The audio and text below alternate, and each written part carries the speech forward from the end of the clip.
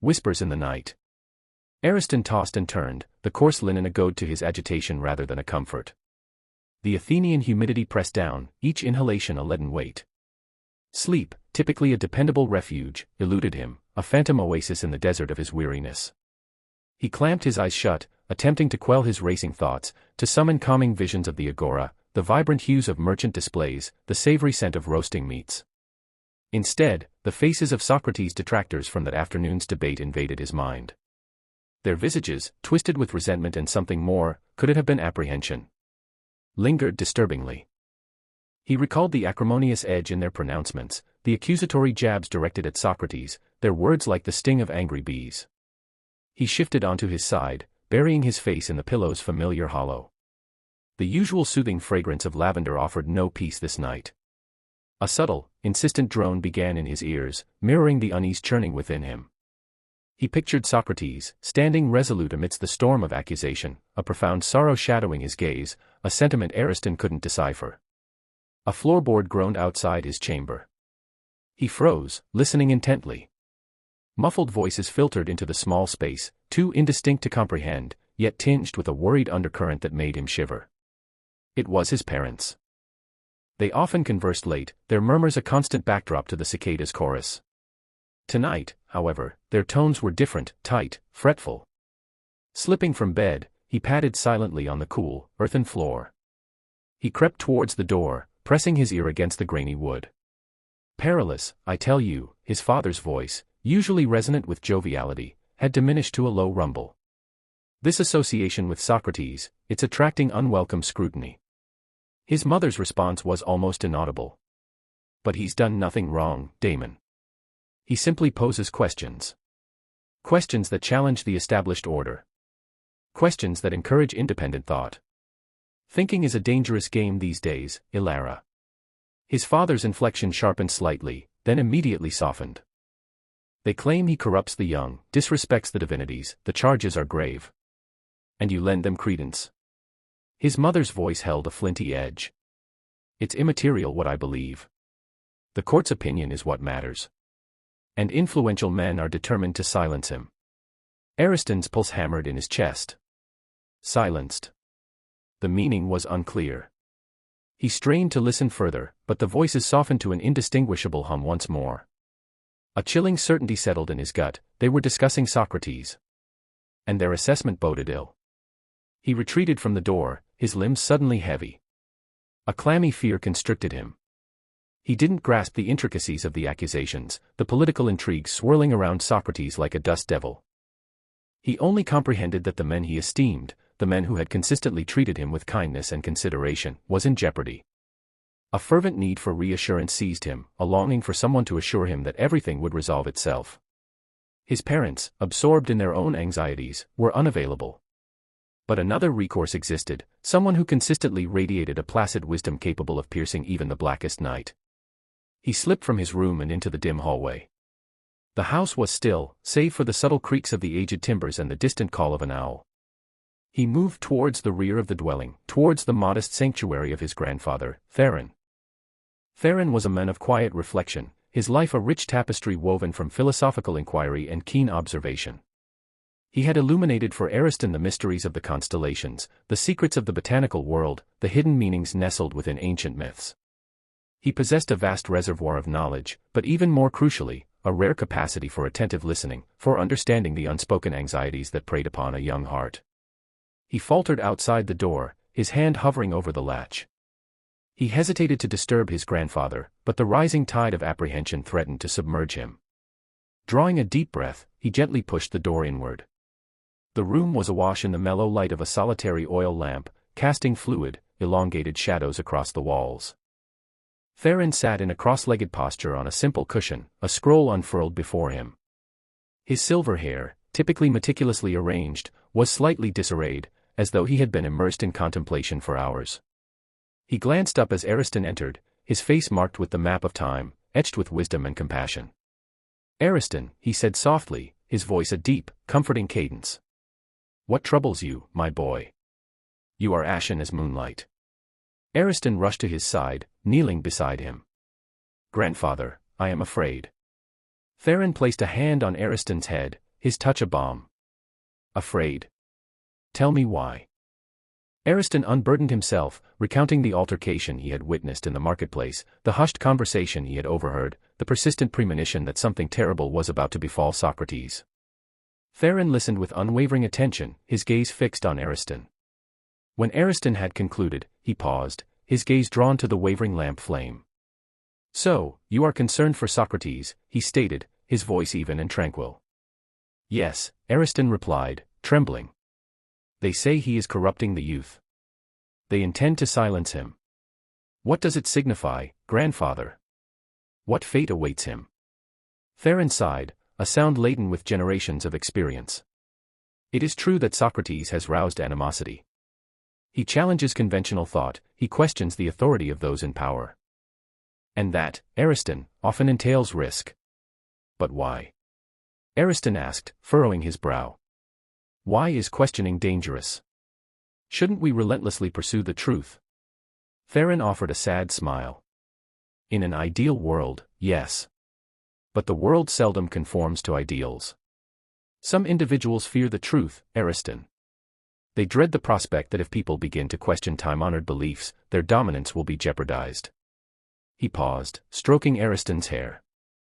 "Socrates is a man who prioritizes truth above all else. He believes that an unexamined life lacks worth. And he is prepared to risk everything to uphold that conviction. But, what if they harm him?" Ariston's voice was barely audible. Theron clasped Ariston's hand in his own, his grip firm and reassuring. "I cannot foresee the future, Ariston.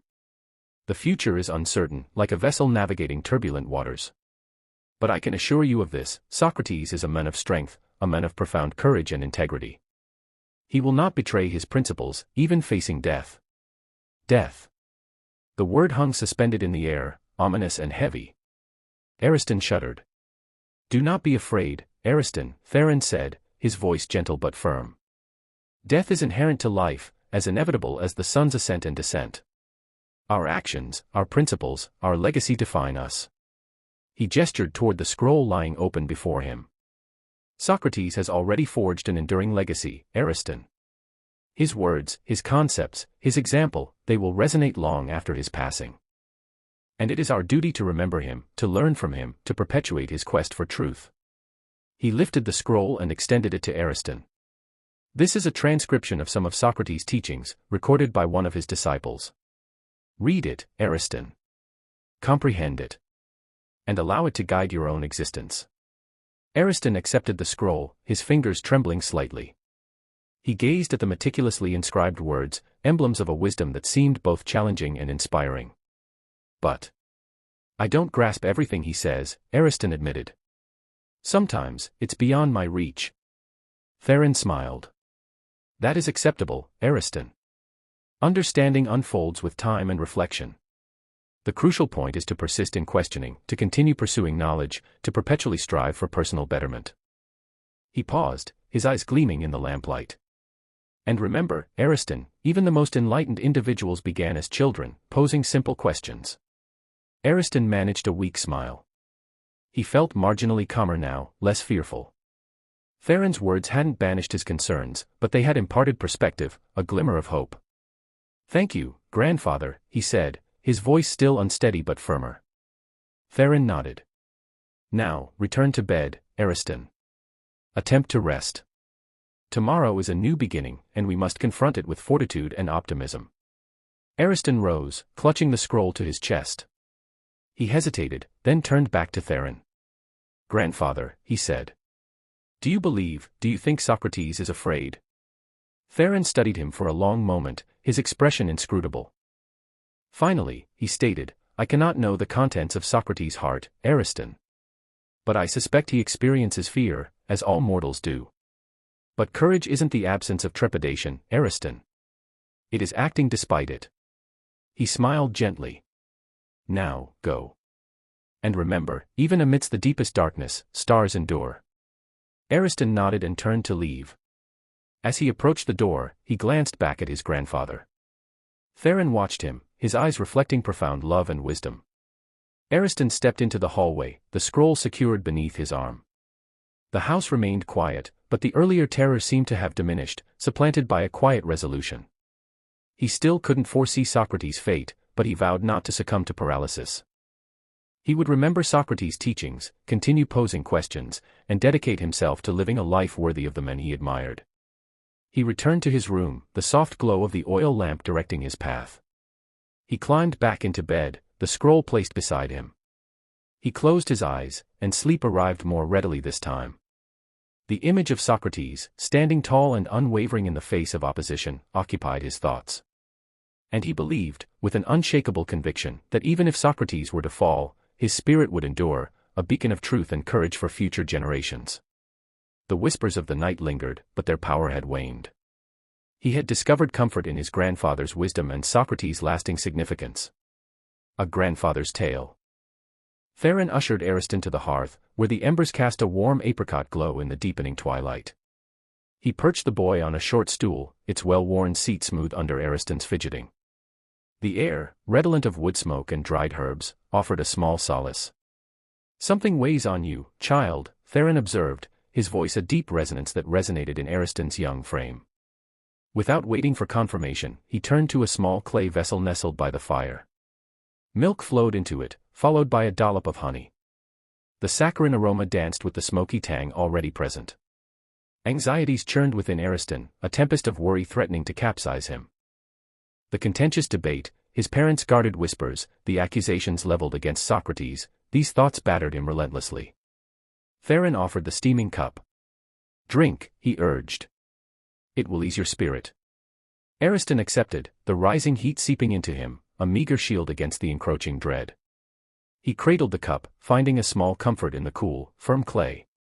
"Tell me what plagues you," Theron coaxed, settling onto a matching stool.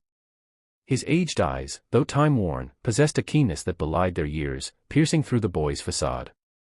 Hesitation clung to Ariston, a struggle to give form to the turmoil within. "It's Socrates," he finally choked out, the name a hoarse whisper in the stillness. "They say he poisons young minds. They claim he insults the gods." Theron offered a slow nod, his expression darkening. "I am aware of the accusations. But, he doesn't. He simply asks questions. He forces us to consider." Ariston's voice gained fervor, edging towards desperation. "Why is he vilified for this?" Theron exhaled, a sound akin to wind sighing through brittle leaves. "Fear, Ariston. People hold terror for what they cannot fathom. They recoil from challenges to their cherished beliefs, to the established order. But Socrates merely seeks the truth." Ariston argued, his brow knitted in confusion. "Truth can be a perilous commodity," Theron murmured. "Especially when it contradicts ingrained convictions." He paused, his gaze losing focus, drifting back to a distant landscape of memory. "Permit me to recount a tale, Ariston. A story concerning Socrates. Perhaps it will assuage your fears, or at least illuminate the present darkness." Ariston, his initial unease momentarily subdued, leaned in, his eyes wide with anticipation. He set the drained cup aside, his complete attention now captured by his grandfather. Theron inhaled deeply, the firelight glinting in his eyes. "Long ago, in Athens." His voice transformed into a storyteller's cadence, before the present whispers of intrigue, before the accusations took root and festered, Athens pulsated with vitality, a vibrant city teeming with innovation, unceasing debate. The agora buzzed, merchants hawking wares, philosophers dissecting reality, and citizens mulling over political machinations. It was amidst this lively pandemonium that the brilliance of Socrates struck me with full force. A faint smile graced his lips. "In those days, I was a callow youth, brimming with conviction and prejudice. A level-headed man, I fancied myself, firmly rooted in the pragmatic concerns of existence. Philosophy, in my estimation, was an indulgence for the idle, a diversion from the essential tasks of managing a household and contributing to our city. One sweltering afternoon, seeking escape from the oppressive heat, I found myself drawn to the welcoming shade of the Stoa of Zeus Eleutherios. A gathering had formed, their voices a low murmur that aroused my interest. With inward grumbling, I pressed through the crowd, resenting the waste of my precious time." Theron chuckled, a sound that, surprisingly, brought a hint of levity to Ariston's heart. And there he stood, Socrates.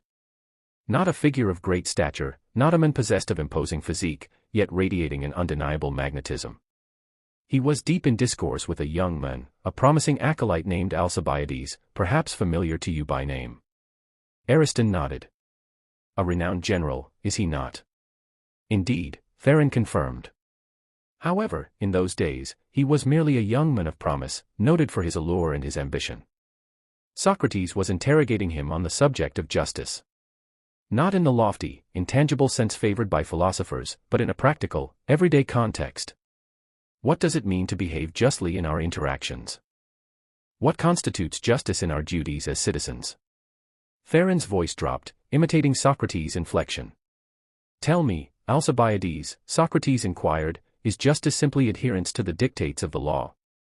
Ariston conjured the scene in his mind's eye, picturing Socrates, face etched with wisdom, challenging the ambitious Alcibiades. Unquestionably, Alcibiades asserted, with youthful arrogance. The law forms the bedrock of our society. It determines right from wrong. However, Socrates countered, are all laws inherently just? Has law never been employed to subjugate the vulnerable, to stifle opposing views? Alcibiades, taken aback by this unpredicted shift, stammered. Well, I suppose, there have been times. Therefore, Socrates pressed, his tone gentle yet unwavering, if a law proves unjust, is obedience still just? Theron paused, meeting Ariston's gaze. You see, Ariston, Socrates possessed the rare ability to demolish assumptions, to compel individuals to confront the inherent contradictions within their beliefs. He offered no facile solutions, but spurred one to think deeply, to scrutinize one's own value system. Ariston nodded slowly, internalizing the import.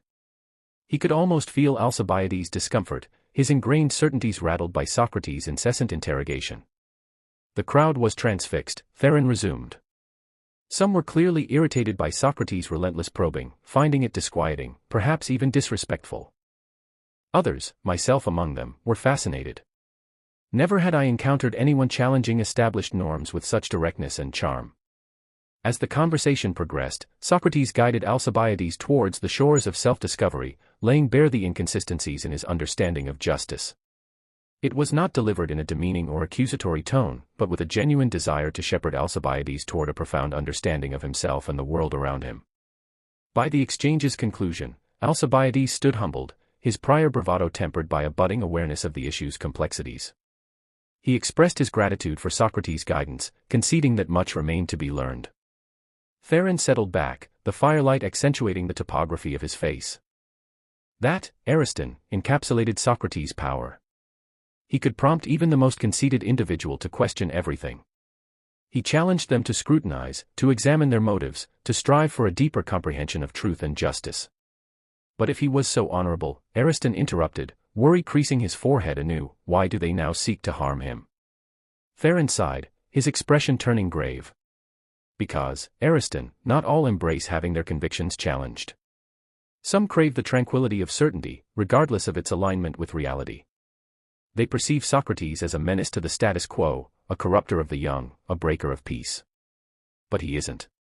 Ariston insisted, his voice rising in protest. He seeks only to aid people. I understand, Theron said softly. But fear wields formidable strength. And when gripped by fear, people often direct their fury at that which they perceive as a threat. He reached out, placing a steadying hand on Ariston's shoulder. The path of truth is seldom smooth, Ariston. It demands fortitude, perseverance, and a willingness to question everything. Socrates knew this, and he accepted the risks inherent in his pursuit of knowledge. But, what if they? Ariston could not bring himself to voice the dreadful words, his fear a suffocating presence. Theron squeezed his shoulder. We cannot command the actions of others, Ariston. We can govern only ourselves. We can choose to stand by Socrates, to champion his pursuit of truth, and to draw wisdom from his example. He paused, his gaze locking with Ariston's. And we can harbor the hope that justice will prevail. The marketplace philosopher. Dust devils danced around Socrates' calloused feet as he ambled through the thronging agora. The Athenian sun, a furnace in the sky, hammered the clay tiles, releasing a pungent aroma of cured olives, exotic spices, and honest sweat. He was as much a part of the landscape as the temples on the Acropolis, a slightly awkward figure amidst the vibrant chaos of commerce and conversation. His tunic, perpetually creased, bore the map of his day's meals. A deliberate, almost shuffling gait marked his progress as his eyes, bright and inquisitive, sought intellectual friction. Today, his gaze settled upon a merchant, a portly fellow with a resonant voice and an impressive beard, displaying lengths of brilliantly colored cloth. The merchant, normally jovial, was visibly agitated, locked in a fierce negotiation with a customer over the cost of crimson dye.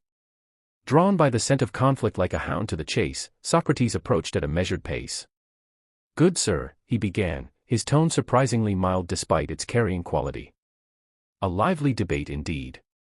It calls to mind Heraclitus, who taught that harmony arises from opposing forces." The merchant, jolted by the intrusion, turned, his brow a thundercloud of annoyance. "Socrates. Must you plague a man trying to earn an honest living?" Socrates offered a smile, radiating genuine amusement.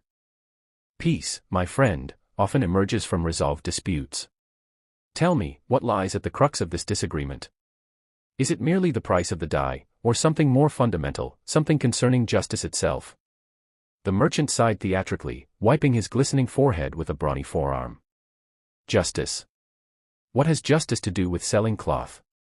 The man wants it for practically nothing. I have bills to pay." "Undoubtedly," Socrates conceded, a glint in his eye. "But doesn't justice also encompass ensuring each receives their due? You deserve fair recompense for your craftsmanship, and the customer, a reasonable price. How, then, to define what is due?" A small audience began to coalesce, drawn by the familiar drama of Socrates' relentless questioning. A potter, his hands still bearing the ghost of clay, craned his neck. A scribe, pausing his meticulous work, adjusted his spectacles. Even the disgruntled customer, momentarily forgetting his grievance, listened with grudging fascination. The merchant, now aware of his captivated audience, puffed out his chest like a pigeon. "Justice is simple. I ask what the cloth is worth, he pays it. End of story. If not, he can seek his wares elsewhere." "Ah," Socrates countered, stroking his chin thoughtfully. "But what dictates worth? Is it merely the raw materials and your labor? Or does it encompass the skill woven into its creation, the beauty it embodies, the potential for its use? Furthermore, is worth synonymous with price? Does an object possess only the value someone assigns it?" The merchant sputtered, his face deepening in hue. "You're twisting my words. Everyone understands value. It's common knowledge." "Common knowledge," Socrates echoed, a hint of irony coloring his tone. "A most uncommon commodity, it seems. If common knowledge dictates value, why does pricing fluctuate across the city? Why do some merchants flourish while others falter? Isn't common knowledge merely a collection of unchallenged assumptions?" Murmurs rippled through the onlookers. Heads nodded in agreement. Even the disgruntled customer allowed himself a small, almost imperceptible smile of satisfaction. "You confuse me with clever wordplay," the merchant grumbled. "Justice is adhering to the law. I break no laws." "The law," Socrates mused, "a truly curious construct. Is it invariably just? Does its mere existence guarantee fairness? What if a law is flawed, or unevenly applied? What if it favors some at the expense of others? Does legality automatically equate to justice?" He paused, allowing the weight of his words to settle. The crowd remained hushed, their faces reflecting a blend of perplexity, captivation, and burgeoning comprehension. "Consider," Socrates pressed on, his voice taking on a more fervent quality, "the Spartan code. Rigid, demanding, seemingly engineered for a society of warriors. But is it truly equitable? Does it foster individual liberty, intellectual curiosity, the pursuit of personal fulfillment? Or does it merely serve the state's ambitions, sacrificing the welfare of its populace?" The merchant, clearly overwhelmed, threw his hands up in a gesture of defeat. "I am a merchant, not a philosopher. I lack the time for riddles.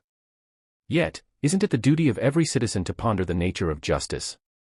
Socrates pressed, his voice unwavering.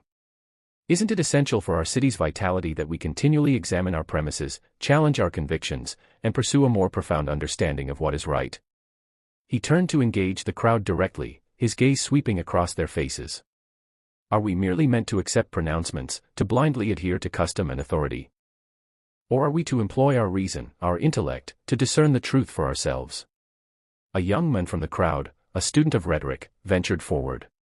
But Socrates, he said hesitantly, if we question everything, how can we be sure of anything? Won't we be plunged into chaos and anarchy? Certainty, Socrates countered, his eyes twinkling with renewed mischief, is a perilous illusion.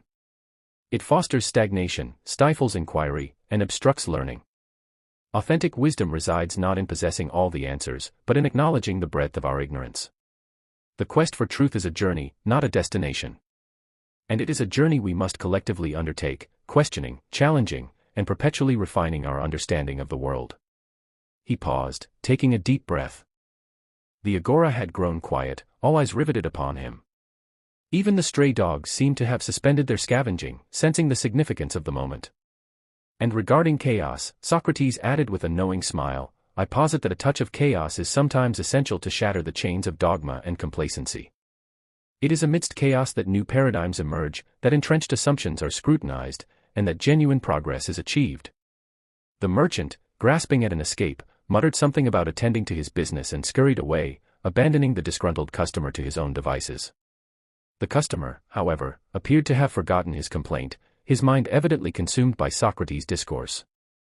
As the audience began to disperse, buzzing with renewed debate, Socrates turned to the young student. Well, young man, he said, have I persuaded you that questioning is not such a perilous endeavor after all? The student offered a sheepish grin. Perhaps not, Socrates. But it is certainly taxing. Socrates chuckled heartily. Indeed. The pursuit of truth demands effort. But the rewards, my friend, are boundless. For in seeking truth, we not only deepen our understanding of the world but also our understanding of ourselves. He clapped the student on the shoulder and wandered off, his bare feet stirring dust as he sought his next intellectual sparring partner in the ever-vibrant agora. The air thrummed with the scent of olives and philosophy, the Athenian sun painting long shadows that danced with the restless spirit of a city grappling with its own conscience. Unbeknownst to them, the seeds of doubt and dissent he scattered would soon blossom into a bitter harvest, threatening to silence the voice that dared to question everything. Challenging wisdom. The noonday heat shimmered above the agora, stones radiating warmth and the mingled smells of olives and beast. Socrates, seemingly unbothered by the oppressive conditions, sauntered toward a cluster of Athenians near Athena's statue. A piercing voice, laced with dramatic flair, sliced through the ambient noise. He recognized Thrasymachus at once, a sophist celebrated for his bombastic pronouncements and steep fees for instruction in persuasive arts. Garbed in a vibrant purple toga, the sophist strode back and forth, gesticulating wildly. Thus, he bellowed, voice amplified, justice is merely the interest of the powerful. Rulers craft laws to benefit themselves, and obedience, mislabeled justice, simply serves those in control. Socrates arched an eyebrow, intrigued. The audience, a diverse collection of merchants, craftsmen, and bystanders, appeared captivated by the brazen assertion. He edged forward, the sound of his worn sandals soft against the paving. Thrasymachus, Socrates called, his tone even and conversational, a stark contrast to the sophist's grandstanding. A compelling notion. However, should a ruler enact a law detrimental to his own well-being, would adherence still constitute justice under your definition? A scowl furrowed Thrasymachus' brow, briefly disrupting his composure. An absurd hypothetical. No ruler would willingly inflict harm upon himself. But surely, Socrates pressed, a glint in his eye, even rulers are fallible. Consider a physician prescribing treatment he believes beneficial, yet which ultimately harms the patient. Is he acting in self-interest, or merely in error? Unease rippled through the crowd, chipping away at the sophist's polished facade. He puffed out his chest, retorting, you misconstrue my words. I speak of rulers of sound mind, those who grasp their own interests. So, justice favors the competent stronger? Socrates inquired. But what if such a ruler misjudges the needs of the populace? What if a policy, intended to uplift, in fact causes hardship? Is it just for the people to obey a law that harms them, solely because the ruler deems it right? Thrasymachus sputtered, face flushed. You deliberately obfuscate. You push my claims to ridiculous extremes. Socrates offered a disarming smile. Is not dialogue meant to probe assumptions, to test the boundaries of understanding? If your definition of justice crumbles under scrutiny, perhaps its foundation is less secure than you believe. The crowd buzzed, some nodding in agreement, others appearing bewildered. Thrasymachus, sensing a loss of control, resorted to indignation.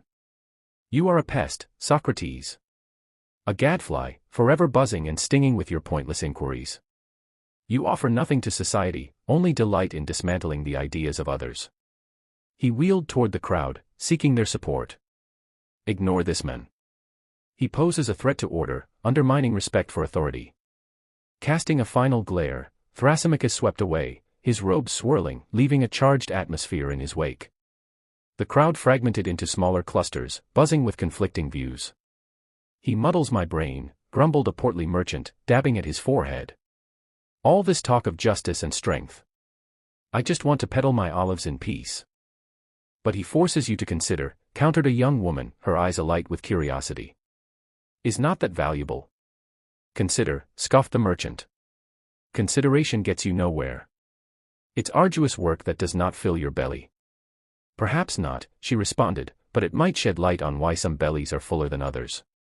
A spirited debate ignited between the two, drawing the attention of nearby individuals. Soon, a vibrant argument raged in the heart of the agora, fueled by Socrates' seemingly simple questions. On the edge of the throng, a figure stood silently, observing with discerning eyes. Lysandra, a young woman of intellect and independence, scorned idle chatter and empty pronouncements, harboring a healthy skepticism towards popular opinion. She knew of Socrates, a constant, if unsettling, presence.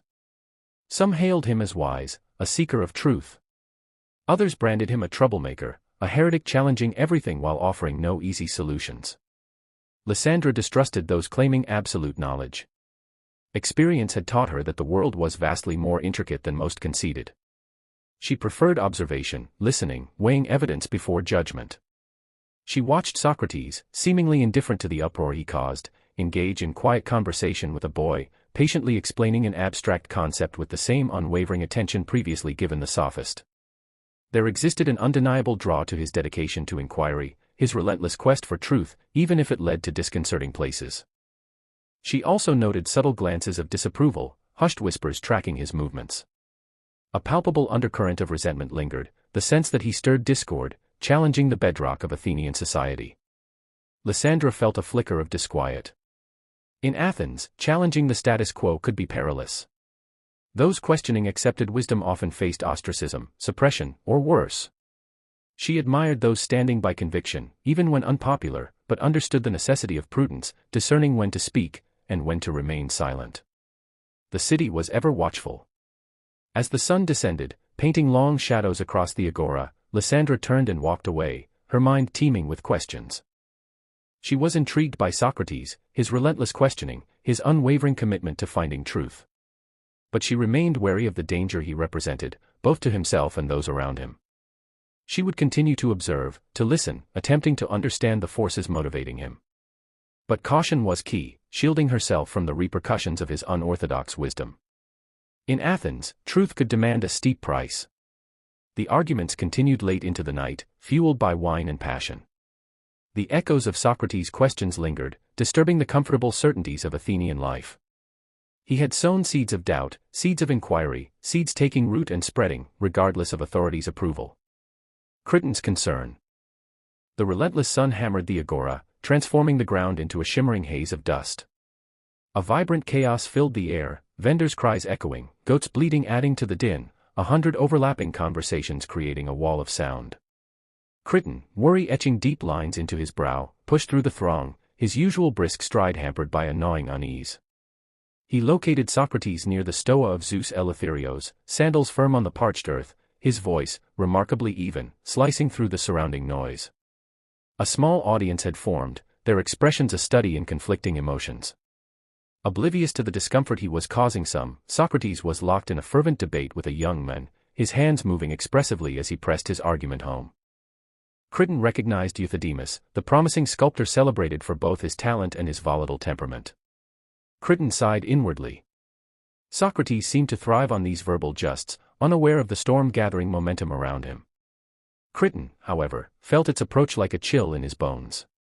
He bided his time, his gaze sweeping the faces in the assembly. He noted a few familiar merchants, their faces tight with disapproval.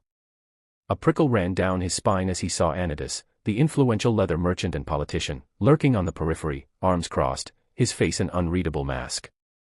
Finally, Euthydemus paused, frustration coloring his cheeks. But Socrates, he insisted, surely piety demands adherence to ancestral traditions.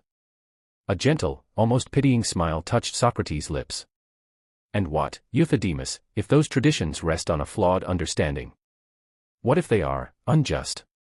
Taking this as his cue, Criton stepped forward, laying a hand on Socrates' arm. Socrates, a word, if you please. Socrates turned, amusement dancing in his eyes. Ah, Criton. A welcome interruption, as always. Have you come to join our intellectual sparring match, or merely to extract me from this young man's zealous grip? Criton managed a smile. Neither, Socrates. I need a private word. He gestured towards the increasingly large and attentive crowd. Sensing the urgency in Criton's tone, Socrates conceded with a nod. Of course, Criton. Euthydemus, excuse us. We will resume our discussion at another time. He clapped the young sculptor on the shoulder and turned to Criton. Let us find some space. They moved away from the gathering, seeking refuge in the relative calm of the olive grove bordering the agora. The air there was noticeably cooler, the shade a welcome reprieve from the scorching sun. What weighs on your mind, Criton? Socrates inquired, his voice calm and unwavering. You seem disturbed. Criton halted and faced Socrates. Socrates, I am deeply troubled. Rumors are circulating, whispers echoing, throughout the city. People are alleging. He hesitated, struggling to articulate his anxieties. Alleging what, Criton? Socrates prodded softly. That you are leading Athenian youth astray, Criton blurted, the words hanging heavily in the air. That you are destabilizing our society's foundations. That you deny the existence of the gods. Socrates' raised eyebrow was his only reaction, his face remaining serene. And do you believe these accusations, Criton? Criton shook his head emphatically. Of course not, Socrates. You know I hold you in the highest esteem. You are the wisest, the most virtuous man I know. But that doesn't alter the fact that others, powerful figures, disagree. Anytus, perhaps? Socrates inquired, a hint of mirth coloring his tone. Criton started. You saw him. His disapproval is as palpable as the sun's rays, Criton. He is not alone, Criton pressed. Others, men of influence, are growing increasingly hostile towards you. They perceive you as a menace, Socrates. A perilous influence. A menace to what, Criton? To their cherished delusions. To their meticulously constructed power structures. Socrates chuckled softly. Let them feel threatened. Truth is a formidable weapon, Criton. And it resists being silenced. But Socrates, Criton pleaded, this is no game. We are talking about your life. You must be cautious. You must temper your questioning. Be more tactful. Socrates ceased walking and turned to face Criton, his eyes burning with unwavering conviction. Criton, my friend, you ask me to betray everything I stand for. You ask me to suppress the voice of reason, to stifle the quest for truth. I cannot do that, Criton. I would rather meet my end than exist in intellectual dishonesty. Criton threw his hands up in despair. But Socrates, is it worth it? Is one man's pursuit of truth worth jeopardizing the stability of the entire city? Is it worth your very existence? A life devoid of examination is not worth living, Socrates declared simply, his voice resonating with unyielding resolve. And if my life can serve as a lesson, can encourage others to question, to think independently, then it will not have been lived without purpose. Criton ran a hand through his thinning hair, his anxiety peaking. But Socrates, you have a family. A wife, children, what will become of them if something happens to you? Socrates' countenance softened ever so slightly.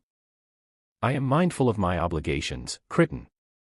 But I believe the greatest gift I can bestow upon my family is an honorable life, a life governed by truth and virtue. I believe that constitutes a far greater inheritance than wealth or dominion. But Socrates. Criton, Socrates cut in, placing a hand firmly on his shoulder. I am grateful for your concern, my friend. I know your actions stem from love and loyalty. But you must comprehend. I cannot compromise my ideals. I cannot forsake my conscience. It is simply not within my nature. Crichton gazed at Socrates, his features etched with concern. He perceived the steadfast conviction in his eyes, the impregnable dedication to truth. He knew persuasion was futile. He knew Socrates was prepared to confront whatever fate his beliefs might dictate. Then what avenue remains open to me, Socrates? Crichton asked, his voice laced with despair. How can I render aid? Socrates smiled. Simply remain my friend, Crichton. Continue to engage with my arguments, to challenge my assumptions, to hold me accountable to my own principles. That is all I require. Crichton sighed heavily. It was a modest request, yet felt woefully inadequate in the face of the looming threat.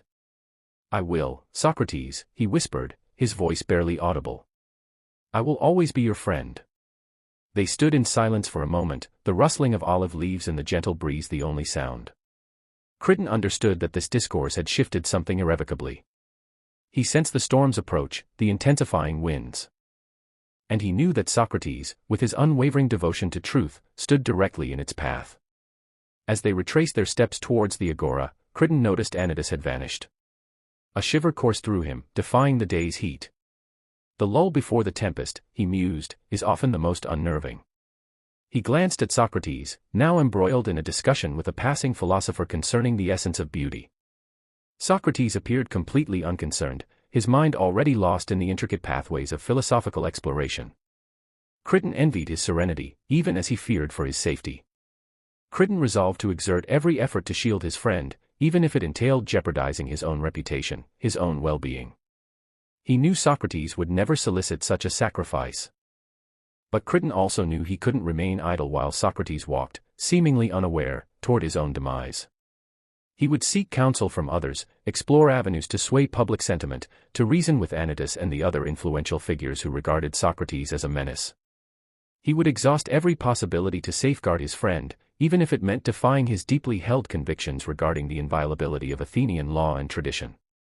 The law may be the law, Crichton pondered, but does legality always equate to justice? The answer eluded him, but he knew he had to discover it, and without delay. The plot thickens.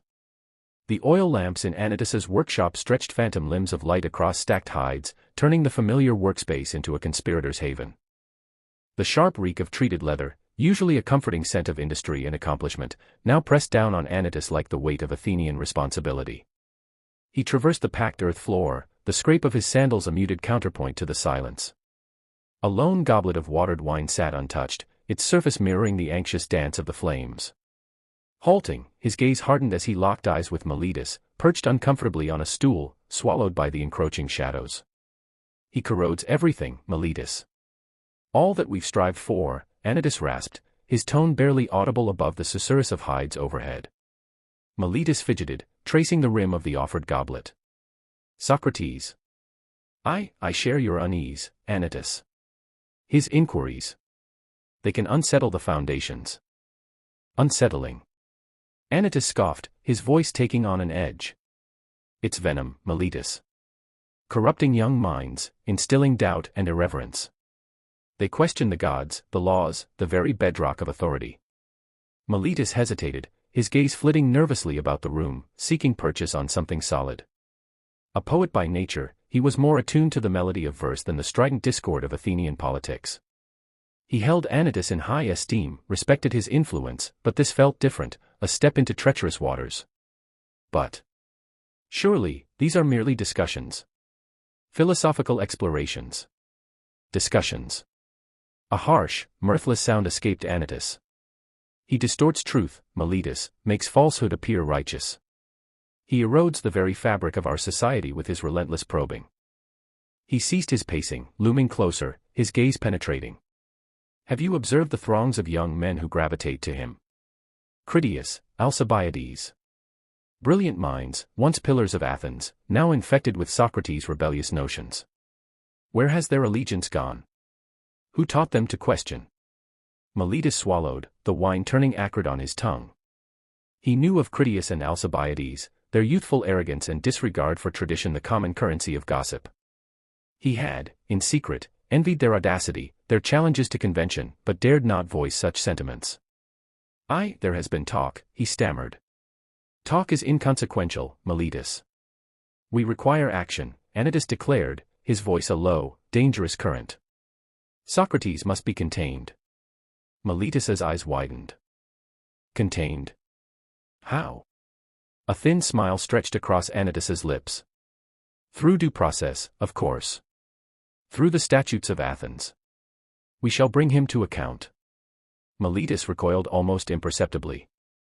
Account. But on what justification? On charges of impiety, of defiling the youth, Anytus asserted, his voice unwavering. He denies the established gods, does he not? He espouses novel deities, a personal daimon that guides him. And his sway over the young is undeniable.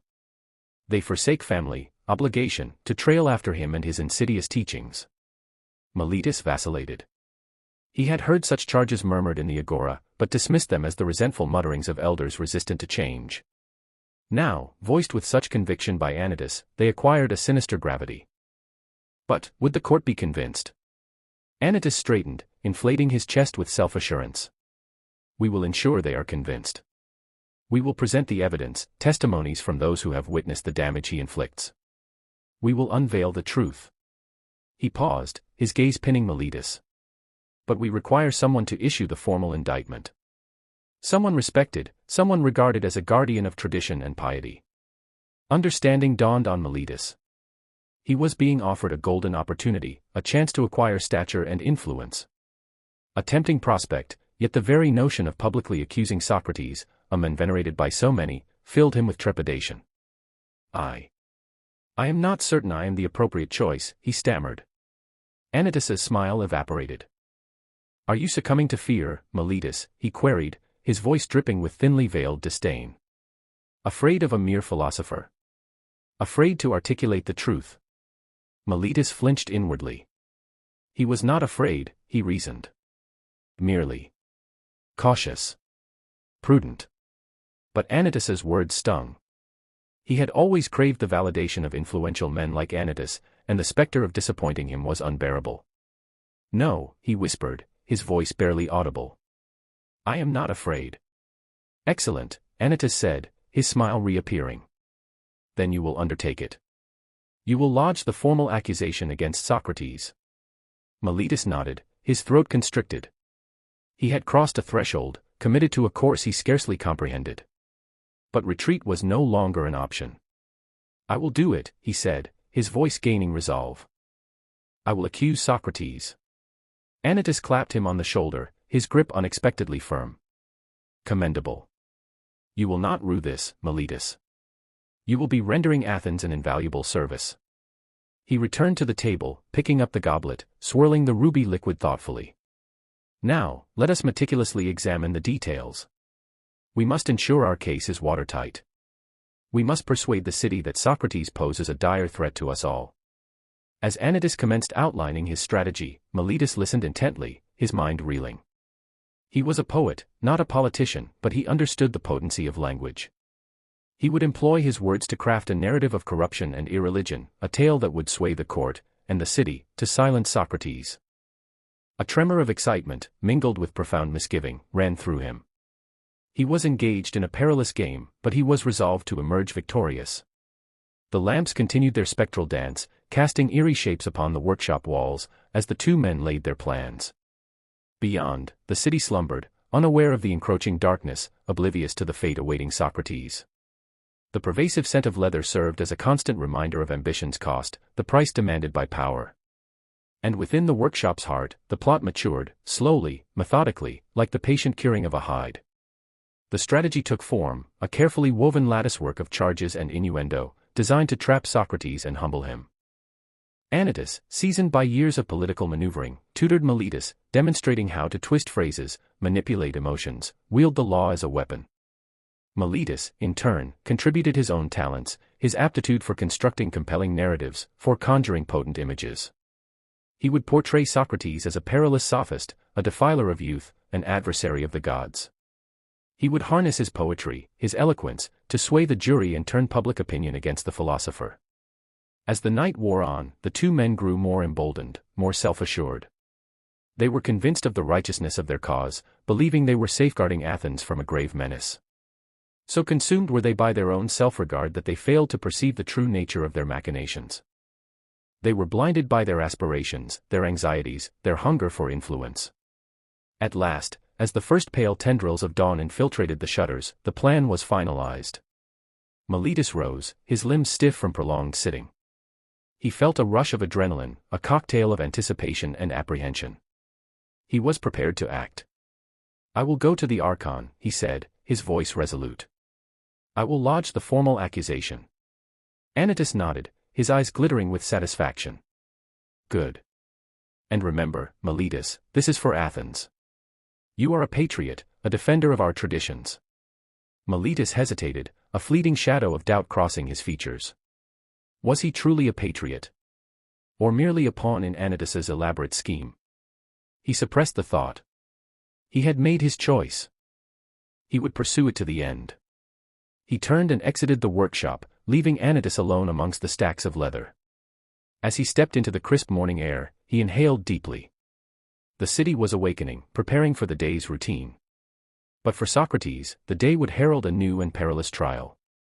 The plot had matured, and the deceptive calm before the storm had begun. Whispers of impiety. The taverns of Athens, typically alive with uproarious camaraderie and spirited debate, thrummed with a different current, a tense, subdued unease. Anytus, a man seemingly crushed by the mantle of Athenian responsibility, navigated the murky air, his features set in a stony resolve. He gripped a stout merchant's shoulder, his tone hushed and knowing. "Tell me, Demetrios, have you observed the young men lately? Insolent, challenging every precept. Socrates' handiwork, wouldn't you agree?" Demetrios, more preoccupied with grain prices than philosophical abstractions, stroked his chin. "Well, I have overheard peculiar notions from the lads. But Socrates? He's merely an old fellow spouting opinions." Anytus pressed closer, his breath reeking of wine and vaulting ambition. "An old fellow corrupting their minds. Impiety spreads like a canker, Demetrios. We must remain vigilant." He left Demetrios to his ponderings, a seed of apprehension now taking root. Meletus, trailing Anytus like a hesitant shadow, felt a coil of discomfort tighten within him. This strategy, propagating whispers, distorting pronouncements, sat ill with him. But Anytus's sway was considerable, and the prospect of recognition, of influence, proved a potent inducement. He drifted toward a coterie of playwrights, their countenances illuminated by the wavering lamplight as they dissected the latest tragic dramas. Meletus, one of them hailed, a lanky fellow named Sophocles, no kin to the celebrated tragedian, a fact he frequently bemoaned. "What brings you to our humble symposium?" Meletus cleared his throat. "Simply, observing. I couldn't help but overhear your discourse. Pray tell, what ignites your tragedies? What themes strike a chord within the Athenian spirit?" Sophocles puffed up with pride. The fall of illustrious figures, the aftermath of arrogance, the vengeance of the deities when their decrees are flouted. Meletus inclined his head slowly. "Indeed. And your perspective on those who question the gods? Those who plant seeds of doubt and discord among the youth?" The playwrights exchanged glances laden with unspoken thoughts. "Such individuals present a danger," another offered, a portly, balding man named Aristophanes, "not the Aristophanes, of course. They erode the very bedrock of our civilization." Meletus smiled thinly. "Precisely. Such individuals must be held to account."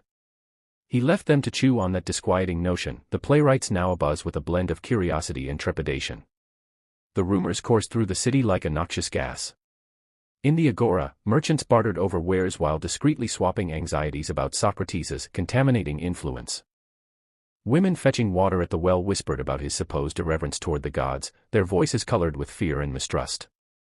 Even children, frolicking in the dust, echoed fragments of overheard conversations, their innocent games now poisoned by adult worries. Ariston, his brow creased in concern, caught snippets of these exchanges as he traversed the city. A fruit vendor proclaimed that Socrates was teaching youngsters to doubt their elders. Two potters wrangled over whether Socrates was a philosopher or a sophist, a seeker of truth, or a purveyor of deceit. A growing feeling of foreboding washed over him, a premonition of looming disaster. He hastened toward Theron's dwelling, seeking solace and direction from his grandfather's sagacity. Theron, his face a roadmap of time itself, sat on his porch, watching the sun bleed into the horizon. He carved at a piece of wood, his motions deliberate yet unhurried. Ariston approached, his face ashen. "Grandfather," Ariston began, his voice trembling slightly, "have you heard the whispers? The rumors about Socrates?" Theron sighed, laying down his knife. "Indeed, I have, Ariston. The air is saturated with them. Like a tempest brewing afar. They claim he is corrupting the youth," Ariston continued, his voice sharpening with agitation. "They claim he is disrespecting the gods. They claim." His voice faltered, unable to fully voice the breadth of the charges. Theron placed a reassuring hand on Ariston's arm. "Words are weapons, Ariston. And men often wield them with abandon, without a thought to truth. But what if they embrace these lies?" Ariston asked, his eyes wide. "What if they turn on Socrates?" Theron gazed at the darkening vista. "Then we must stand by him, Ariston. We must be a bulwark of truth amidst the storm." Later that evening, Theron sat alone in his courtyard, a solitary oil lamp painting long, swaying shadows on the walls. Memories surfaced of a younger Socrates, vibrant and impassioned, questioning all, challenging everyone. He recalled their debates, their disputes, their shared hunger for understanding. Their paths had diverged long ago. Theron had found peace in the quietude of nature, while Socrates remained at the city's core, engaged in his relentless interrogation. Theron had always admired Socrates' fortitude, yet he'd also fretted about his audacity.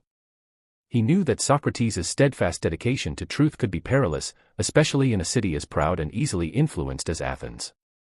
Rising, he moved to the edge of his courtyard, peering into the blackness. From the distance came the sounds of the city, murmuring voices, clanging metal, barking dogs. He imagined Socrates walking through those streets, his mind ablaze, his heart aflame with a desire to comprehend the world. He wondered if Socrates recognized the danger he faced. He wondered if he even cared. The next morning, Theron resolved to venture into the city. He hadn't walked the agora in years, finding solace in his garden and his books. But an increasing unease compelled him to witness firsthand the scope of the rumors and the public's temper. The agora bustled with activity, but Theron perceived a subtle shift in the atmosphere. The usual spirited clamor felt muted, replaced by hushed exchanges and furtive glances. He spied groups of men huddled together, whispering secrets.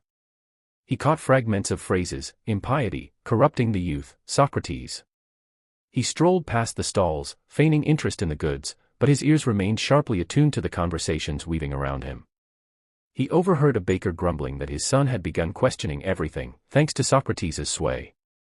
A weaver lamented that her daughter had lost respect for tradition, beguiled by Socrates' insidious ideas. A wave of sorrow washed over Theron. He had always championed the power of reason and the necessity of questioning. Yet, he equally understood the need for order and stability.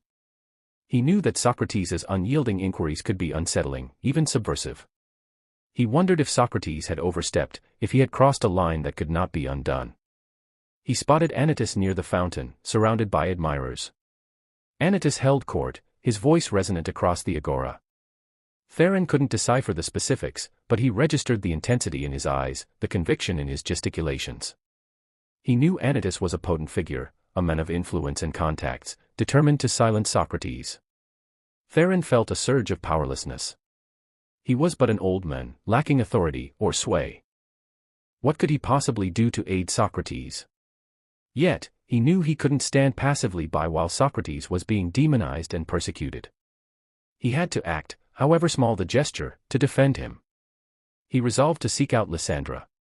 He knew her as a dedicated adherent of Socrates, someone who embraced his teachings with unwavering devotion. He hoped she might offer insights on how to combat the rumors and defend Socrates against his accusers. He discovered Lysandra in the library, surrounded by scrolls, absorbed in a text, her brow furrowed in concentration. "Lysandra," Theron spoke softly. Lysandra looked up, surprised. "Theron. What brings you here?" "I require your assistance," Theron said. "I am deeply concerned about Socrates. The rumors are spreading, and Anytus is stoking the flames. I fear for his well-being." Lysandra nodded gravely. "I am aware. The situation is dire. Anytus and Miletus are poisoning minds, twisting Socrates' words, portraying him as a lethal threat to Athens. What course can we take? Theron inquired. How can we shield him? Lysandra sighed. I am uncertain. It appears Anytus has already swayed public sentiment. He commands powerful allies, and he hesitates at nothing. Perhaps our only recourse is to brace for the inevitable and offer Socrates our unwavering support. Theron regarded Lysandra, his heart heavy with sadness and resignation. He knew Lysandra spoke truth. The situation appeared hopeless. Yet, he also knew they must not surrender. They had to continue the fight for Socrates, for truth itself, for the very essence of Athens. We must endeavor, Theron stated, his voice resolute. We must discover a path to reach the people, to unveil the truth about Socrates. We must not allow Anytus and Miletus to prevail. Lysandra met Theron's gaze, a flicker of hope igniting within her. You speak rightly, she said. We cannot yield. We must champion Socrates, even at ultimate cost. They spent the remainder of the day deliberating options, devising a plan to counter the rumors and defend Socrates. They understood it would be a perilous undertaking, but they were determined to exhaust every possibility to save him. The fate of Socrates, and perhaps the destiny of Athens, hung precariously in the balance. The soldier's dilemma. Dust devils danced across the Athenian agora, each swirl a miniature tempest mirroring the disquiet that festered in Phaedo's soul. He tasted grit on his tongue, a constant reminder of the city's unease. He'd witnessed it etched on the faces of his comrades, gleaned it from murmured exchanges around crackling campfires, a simmering resentment, a pervasive dread of twilight's encroachment upon the Athenian day. The weight of his gladius offered a meager reassurance, yet his spirit felt burdened beyond the capacity of any breastplate. He yearned for guidance, a firm hand to steady him amidst the roiling currents of doubt. He needed Socrates. Spotting the philosopher near the Stoa of Adalos, his brow creased in contemplation while engaged in a spirited debate, Phaedo hesitated. While admired by many, Socrates' unconventional thinking also attracted considerable animosity. Some deemed him a pest, a relentless irritant to Athenian complacency. Phaedo, however, perceived a man driven by an unyielding quest for truth, regardless of where it led. Steeling his resolve, he approached. Socrates, he announced, his voice carrying a hint of unintended force. The philosopher turned, his gaze, though framed by time, still vibrant with intellectual curiosity. Phaedo. The soldier, if my memory serves. What brings you to me on this pleasant afternoon? Seeking pre-battle fortitude, or perhaps attempting to decipher battles already fought? A web of wrinkles deepened around his eyes as he smiled. Returning the gesture, Phaedo felt a measure of his anxiety dissipate. Neither entirely, Socrates, though perhaps a bit of both. The city feels ill at ease. And so do I. I seek your wisdom. Socrates nodded, dismissing his companions with a casual wave. Come, let's find sanctuary from this clamor. The marketplace is hardly conducive to thoughtful reflection. He led Phaedo toward the umbrage offered by an ancient olive tree. Settling onto the cool earth, the heady aroma of olives enveloped them. So, Phaedo, Socrates began, his tone gentle, unburden yourself. What troubles plague your heart? Phaedo hesitated, struggling to articulate the gnawing sensation. It's difficult to express. I am a soldier, entrusted with Athens' defense. Yet, I perceive division. Mutterings of sedition. Accusations hurled like projectiles. My loyalty to the city wars with profound bewilderment. Socrates listened with unwavering attention. Bewilderment marks the initial step toward comprehension, Phaedo. Elaborate on what most confounds you. I am compelled to follow orders, Phaedo explained, to shield Athens from external threats. But what transpires, if the menace lurks within our own boundaries? What if the directives I receive are not for Athens' collective welfare, but merely to benefit the privileged elite? Socrates stroked his beard, a glint in his eye. A most insightful inquiry, young Phaedo. A soldier's duty entails obedience, yet unthinking compliance invites peril. Imagine a ship adrift, rudderless, at the mercy of the winds. But how does one discern the correct course? Phaedo implored, his voice tinged with desperation. How does one distinguish between justified obedience and necessary defiance? Socrates paused, weighing his words. Tell me, Phaedo, have you ever observed a beehive in action? Phaedo looked perplexed. Honeybees. I confess, Socrates, I have devoted little consideration to the entomological world. Ah, but even the most humble creatures offer invaluable lessons. Observe the honeybee. Each fulfills a distinct function, a responsibility to the collective. Some gather pollen, others construct the honeycomb, others defend against intruders. Each performs their task diligently, without question. Yet, consider, what if one bee, in its fervent defense of the hive, were to turn on its own brethren? What if it poisoned the honey, believing it protected the hive from corruption? Phaedo frowned. That would be catastrophic. The hive would crumble from within. Precisely, Socrates affirmed. Each bee owes the hive its service, but that service remains tempered by reason, by an understanding of what truly promotes the common good. A soldier's relationship to Athens mirrors this. You must abide by lawful commands, yes, yet you must also employ reason to assess whether those commands genuinely serve Athens' interests. Are they just? Are they judicious? Do they foster harmony and prosperity, or do they breed discord and decay? Phaedo contemplated this analogy, the image of the misguided honeybee resonating within him. But how can I, a mere soldier, judge the actions of those in power? They claim exclusive access to knowledge and wisdom. Knowledge and wisdom are not the exclusive domain of those who govern, Phaedo. Each citizen bears the responsibility to independent thought, to question, to pursue truth. Reject blind acceptance. Scrutinize the evidence, evaluate the arguments, and form your own conclusions. And remember, Phaedo, true valor extends beyond the absence of fear. It lies in acting justly, even when it presents challenges, even in the face of danger. He selected a small stone, turning it between his fingers. Consider this stone, Phaedo. It appears simple, inert. Yet, it possesses the potential for greatness. It can be used to erect a wall, to lay a road, to sculpt a masterpiece. Conversely, it can be hurled at an adversary, to shatter a window, to destroy. The stone itself remains neutral. The user determines its purpose. The same holds true for power, Phaedo. Power can serve either noble or ignoble ends. It is incumbent upon each of us to ensure its wise and equitable application. A renewed sense of purpose blossomed within Phaedo. Socrates' discourse had pierced the fog of doubt, illuminating the path ahead. The city's unease lingered, yet he now possessed a compass to navigate it, a framework for understanding. Thank you, Socrates, he expressed, his voice imbued with profound gratitude. Your words have offered me invaluable guidance. Socrates smiled. Reflection is but the beginning, Phaedo. Action is the culmination. Transcend mere contemplation. Embodied wisdom through your actions. Become a force for good within Athens, a staunch advocate for justice and truth. Phaedo stood, his posture more erect, his gaze more unwavering. I will, Socrates. I pledge it. He offered a respectful bow and departed, his steps lighter than before. The dust of the marketplace still swirled, but it now seemed less oppressive, less ominous. He had a purpose, a direction. He would observe, he would question, he would act. He would embody a true soldier of Athens, not merely in physique, but in intellect and spirit as well. As Phaedo receded into the bustling marketplace, Socrates watched him go, a trace of concern flickering in his eyes. He had extolled duty and justice, reason and courage.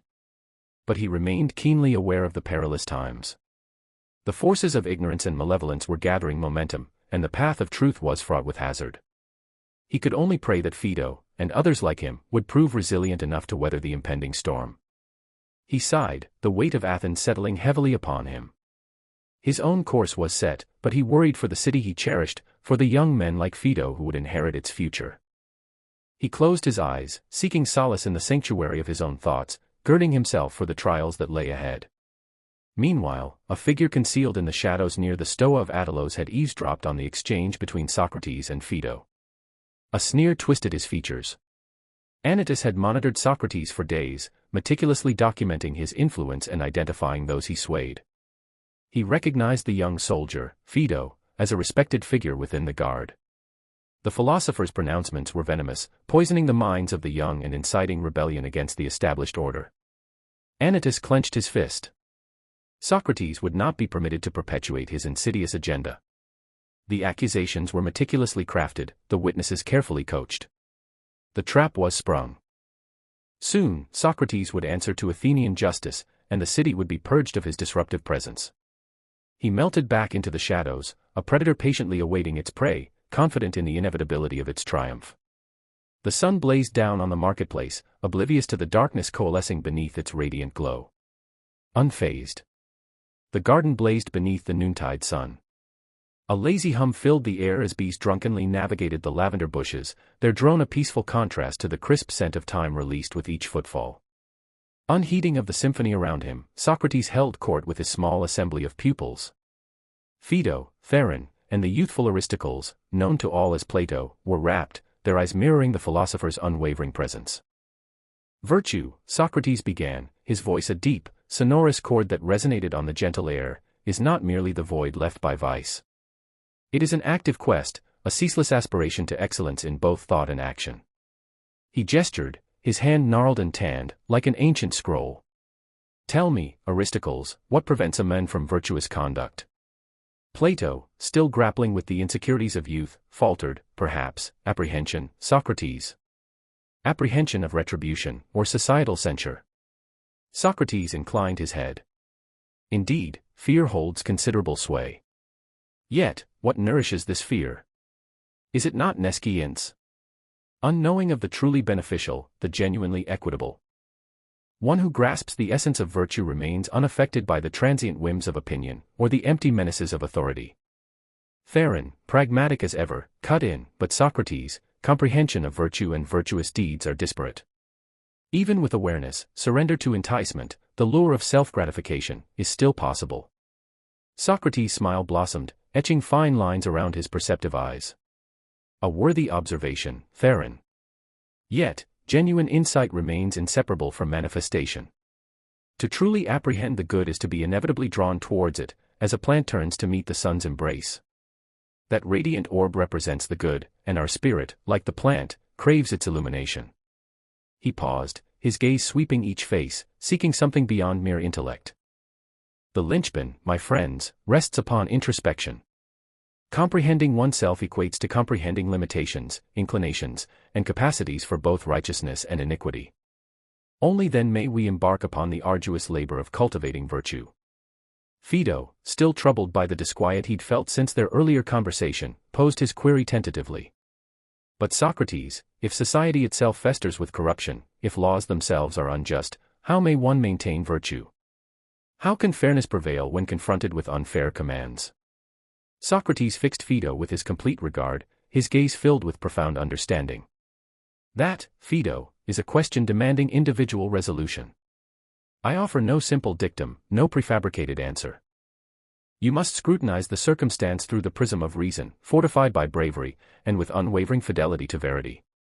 You must ask, what represents genuine justice? What constitutes true goodness? And act accordingly, irrespective of the repercussions. The sun arced higher, drawing dark silhouettes from trees across the garden. The air thickened with heady fragrance of jasmine and the low, thoughtful cadence of philosophical exchange. Socrates carried on, his voice steady, spirit resolute, as though the menacing shadows gathering on the periphery were mere ephemeral vapors. As the day matured, the garden attracted a different kind of interest. Murmurs surfaced at the boundaries of the estate, just beyond the low stone parameter separating them from the street. Initially, they were indistinct, masked by the diurnal city hum. Gradually though, they amplified, became more strident, tinged with animosity. That's him, a sibilant voice hissed. Corrupting the young, as always. Spreading his venomous poison, added another. Undermining the foundations upon which Athens stands. Socrates, pacing thoughtfully amongst those gathered around him, appeared oblivious. He continued his discourse on the essence of reverence, his tone even and controlled, as if commenting on the weather itself. Reverence, he stated, is not simply the performance of religious rituals, the offering of sacrifices. It is a state of being, a veneration for the divine that permeates every facet of our existence. It is an acceptance of our station within the cosmic order, humility confronting the infinite. As his words rang out, the murmurs developed into blatant taunts. Small rocks and pebbles began to strike the garden wall. Impiety, someone exclaimed. He denies the gods. Sophist, another yelled. Charlatan. He bends words to confuse the minds of the young. Phaedo, his hand instinctively gravitating towards his sword hilt, stiffened. Theron turned towards the street, his jaw clenched tight. Even Plato, typically lost in thought, seemed to register the rising wave of aggression. Socrates, Phaedo said, his voice low and urgent, we should depart. This is becoming perilous. Socrates halted and turned to face his students. A faint smile played upon his lips. Why, Phaedo? Are we unnerved by a few stones and insults? Are we so easily swayed from the pursuit of truth? But they accuse you of impiety, Socrates, Theron pointed out, his anxiety palpable. They seek to provoke you. Let them try, Socrates replied, his eyes gleaming with inner fire. They cannot provoke me unless I permit it. Their pronouncements are mere sounds, their actions mere gesticulations. They wield no influence over me unless I grant them such. He turned back to face the street, his gaze unwavering, his expression serene. The taunts continued, louder, more hostile now. Yet, Socrates remained steadfast. He simply stood there, a lone figure in the face of the mounting storm, his silence more potent than any defense. A rock larger than the rest struck the wall just above Socrates' head, sending a hail of dust and bits of stone scattering. Phaedo surged forward, seizing Socrates' arm. We must leave, Socrates. They will injure you. Socrates gently freed his arm from Phaedo's grasp. Do you believe they can truly harm me, Phaedo? They may injure my physical form, perhaps. They may imprison me, even execute me. But they cannot touch my soul. They cannot diminish my spirit. They cannot strip me of my comprehension of the truth. He looked into each of their faces, his gaze conveying profound love and concern. Do not succumb to alarm, my friends. Do not allow their trepidation to become your own. Remember our prior dialogues. Remember the primacy of virtue, of knowledge, of self-examination. And remember that true strength lies not in brute force, but in an unyielding dedication to truth and justice. Turning his back on the street, he resumed his pacing, his voice rising above the jeering din. Let us return to the question of reverence, he said as if nothing had occurred. Is reverence merely obedience to the gods, or does it encompass something far deeper? Phaedo, Theron, and Plato exchanged uneasy looks. They realized that Socrates was deliberately disregarding the impending threat, opting to challenge the animosity with reason and philosophy. They also understood that his actions were not born of reckless bravado, but a profound demonstration of his adherence to his beliefs. They faced a critical choice. They could run, seek sanctuary in numbers, and desert Socrates to his eventual destiny. Or, they could stand alongside him, endure the insults and the stones, and persist in the quest for truth, even in the face of demise. Slowly, one by one, they resumed their positions at Socrates' feet. The jeers continued, the stones still flew, but they no longer seemed to matter. They were overshadowed by the power of Socrates' indomitable spirit, by his immutable conviction in the preeminence of reason and virtue. As the sun dipped towards the horizon, draping long shadows across the garden, the crowd in the street began to dissipate. Their shouts faded into the approaching night, leaving a void both unsettling and profound. Socrates ceased speaking and regarded his students. Are you unharmed, my friends? He asked, his tone laced with concern. Phaedo, Theron, and Plato offered silent nods. They were shaken, and yet, strangely empowered. They had witnessed something remarkable, something that would remain with them always. They had seen Socrates, untouched by intimidation and derision, remain faithful to his principles, a beacon amidst encroaching darkness. Good, Socrates responded, his smile returning. Then let us continue our discussion tomorrow. There remains much to learn, much to discern. He turned and walked toward his simple dwelling, leaving his students to contemplate the day's events. Phaedo, Theron, and Plato lingered in the garden, their thoughts caught in a torrent of questions and uncertainties. They knew the storm was far from quelled, that the threat to Socrates amplified with each day that passed. But they also knew they were not alone, that Socrates, a man prepared to meet death before compromising his beliefs, would guide them through the darkness that lay ahead. The charges. The Athenian sun, a fiery hammer, relentlessly pounded the agora. The air shimmered with heat, thick with the dust churned by the bustling throng. The usual chorus, vendors hawking wares, idle chatter, philosophers locked in debate, filled the space, yet a disquieting tremor ran beneath it all. Socrates, seemingly immune to the palpable unease, held court beneath the colonnade, his students clustered around him. He dissected the essence of justice, his brow creased in thought, his resonant voice cutting through the din. Justice, my companions, he proclaimed, gesturing with a weathered hand, transcends mere legal adherence, for laws themselves can be flawed. Authentic justice lies in harmonizing one's conduct with virtue, in an unwavering pursuit of righteousness, regardless of consequence. Crichton, perched on a nearby step, found his unease amplified, having little to do with the philosophical discourse. He surveyed the crowd, noting the hostile gazes, the hushed exchanges, the thinly veiled animosity. A sense of foreboding hung heavy, an invisible net tightening around Socrates. He shifted, his hand instinctively finding the pommel of his dagger, a gesture both pointless and necessary. Abruptly, the agora fell silent. The usual hubbub evaporated, replaced by a charged, expectant quiet. A herald, adorned in the official regalia of the city, cleaved through the multitude, his face a mask of gravity. He bore a scroll, its seal emblazoned with the Athenian crest. The crowd yielded before him as if before a divine presence, their eyes riveted on him with morbid fascination. The herald halted before Socrates, his gaze unwavering. With a dramatic sweep, he unfurled the scroll, the parchment crackling in the sudden hush. His voice, honed by years of pronouncements, echoed across the agora, silencing even the most hardened cynics. "Attend, citizens of Athens," he declared. "By decree of the Archon Basileus, the following accusations are levied against Socrates, son of Sophroniscus. Firstly, that he rejects the established deities, introducing novel and foreign spirits. Secondly, that he taints the youth of Athens, leading them astray from cherished virtues and customs. These charges have been formally presented by Meletus, son of Meletus, and Anytus, son of Anthemion. Socrates, you are hereby commanded to appear before the council and the people's court to answer these indictments. You must present yourself within 3 days at the Stoa Basileus to receive the full accusations and prepare your defense." The herald rolled up the scroll, the echoes of his pronouncements hanging in the air like a shroud. He fixed Socrates with a stern look, then turned and marched back through the crowd, leaving behind a trail of stunned silence. Socrates remained seated, his countenance unchanged. He had absorbed the charges with an almost scholarly detachment, as though they concerned a stranger. Yet, within his eyes, a spark flickered, not dread, not wrath, but perhaps a profound melancholy. The silence shattered. A wave of murmurs rippled through the crowd, a blend of disbelief, satisfaction, and apprehension. Some shook their heads in stunned surprise, others exchanged knowing looks, and still others regarded Socrates with open disdain. Crichton lunged forward, his features twisted with indignation. "Socrates, this is lunacy.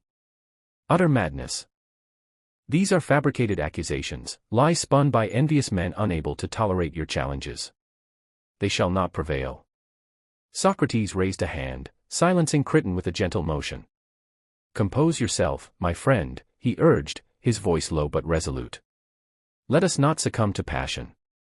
These charges, though potentially unjust, are nonetheless the result of my actions. I have long recognized that my quest for truth would pit me against those who cherish the comfort of ignorance. But this transcends mere conflict, Socrates," Crichton countered, his voice laced with desperation. "This is a threat to your very existence. Anytus and Meletus wield immense influence. They will stop at nothing to silence you permanently. Mortality is merely a transition, Crichton," Socrates countered, his gaze drifting towards the horizon. "A passage from one realm to another. Whether that passage is dreaded or welcomed hinges on the life one has lived. If my life has been devoted to truth and righteousness, then death holds no sway over me. But what of your comrades? What of your students? What of Athens herself?" Crichton pleaded. "If they silence you, what fate awaits us? Who will steer us in the pursuit of wisdom? Wisdom is not the exclusive domain of a single individual, Crichton," Socrates responded, turning his gaze back to his friend. "It is a flame that must endure, passed down through generations. My students, my friends, will continue the search, even in my absence. As for Athens, Athens must determine whether she values truth and justice, or whether she prefers to languish in the shadows of ignorance and fear." He paused, then added with a touch of wry humor, "Besides, Crichton, have you ever known me to evade a challenge? This trial, however unpleasant, presents an opportunity to defend the principles I hold sacred. It offers a chance to demonstrate to the citizens of Athens the genuine essence of piety and virtue. I shall not retreat from that opportunity. Crichton remained unconvinced, his face etched with anxiety. He recognized Socrates' obstinacy, his unwavering dedication to his ideals. He also understood the clout of Anytus and Miletus, their capacity to manipulate public sentiment, to distort reality for their own ends. He feared that Socrates, in his lofty idealism, was walking headlong into a snare. That evening, as dusk painted the Athenian sky in shades of amber and violet, a courier arrived at Socrates' humble abode. He bore a summons, a formal document bearing the official seal of the city. It demanded Socrates' presence before the council the following morning to receive the full indictment against him. Socrates accepted the summons from the messenger, his expression impassive. He scrutinized the document meticulously, noting the identities of his accusers, the specific allegations against him, the date and time of the hearing. He passed the summons to Crichton, who read it with mounting dread. "This is it, Socrates," Crichton said, his voice somber. "They are determined to destroy you utterly." "Perhaps," Socrates replied, his voice serene and measured. "Or perhaps they will afford me the platform to speak the truth, to defend the tenets I hold dear. We shall see." He turned and entered his dwelling, leaving Crichton standing alone in the waning light, the summons clutched tightly in his hand.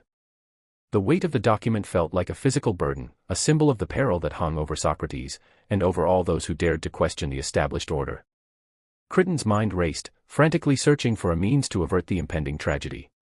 He knew that Socrates would not flee, would not compromise his beliefs.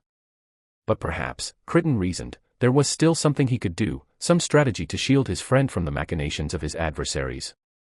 He resolved to spend the night seeking counsel, gathering support, doing everything within his power to ensure that Socrates received an impartial hearing, and that the truth, however inconvenient, would triumph. He would not let the twilight of Socrates turn into night. A plea for reason. The tiny room felt close, almost airless, as Crichton wore a path into the floorboards. Lamplight sputtered, painting the walls with grotesque, animated shapes. A cloying mix of anxiety and old olive oil permeated the space. Socrates, perched on a simple stool, seemed immune to the tension. His gaze drifted towards some distant horizon only he could see, hands settled in his lap with unsettling calm, a stillness that only amplified Crichton's agitation.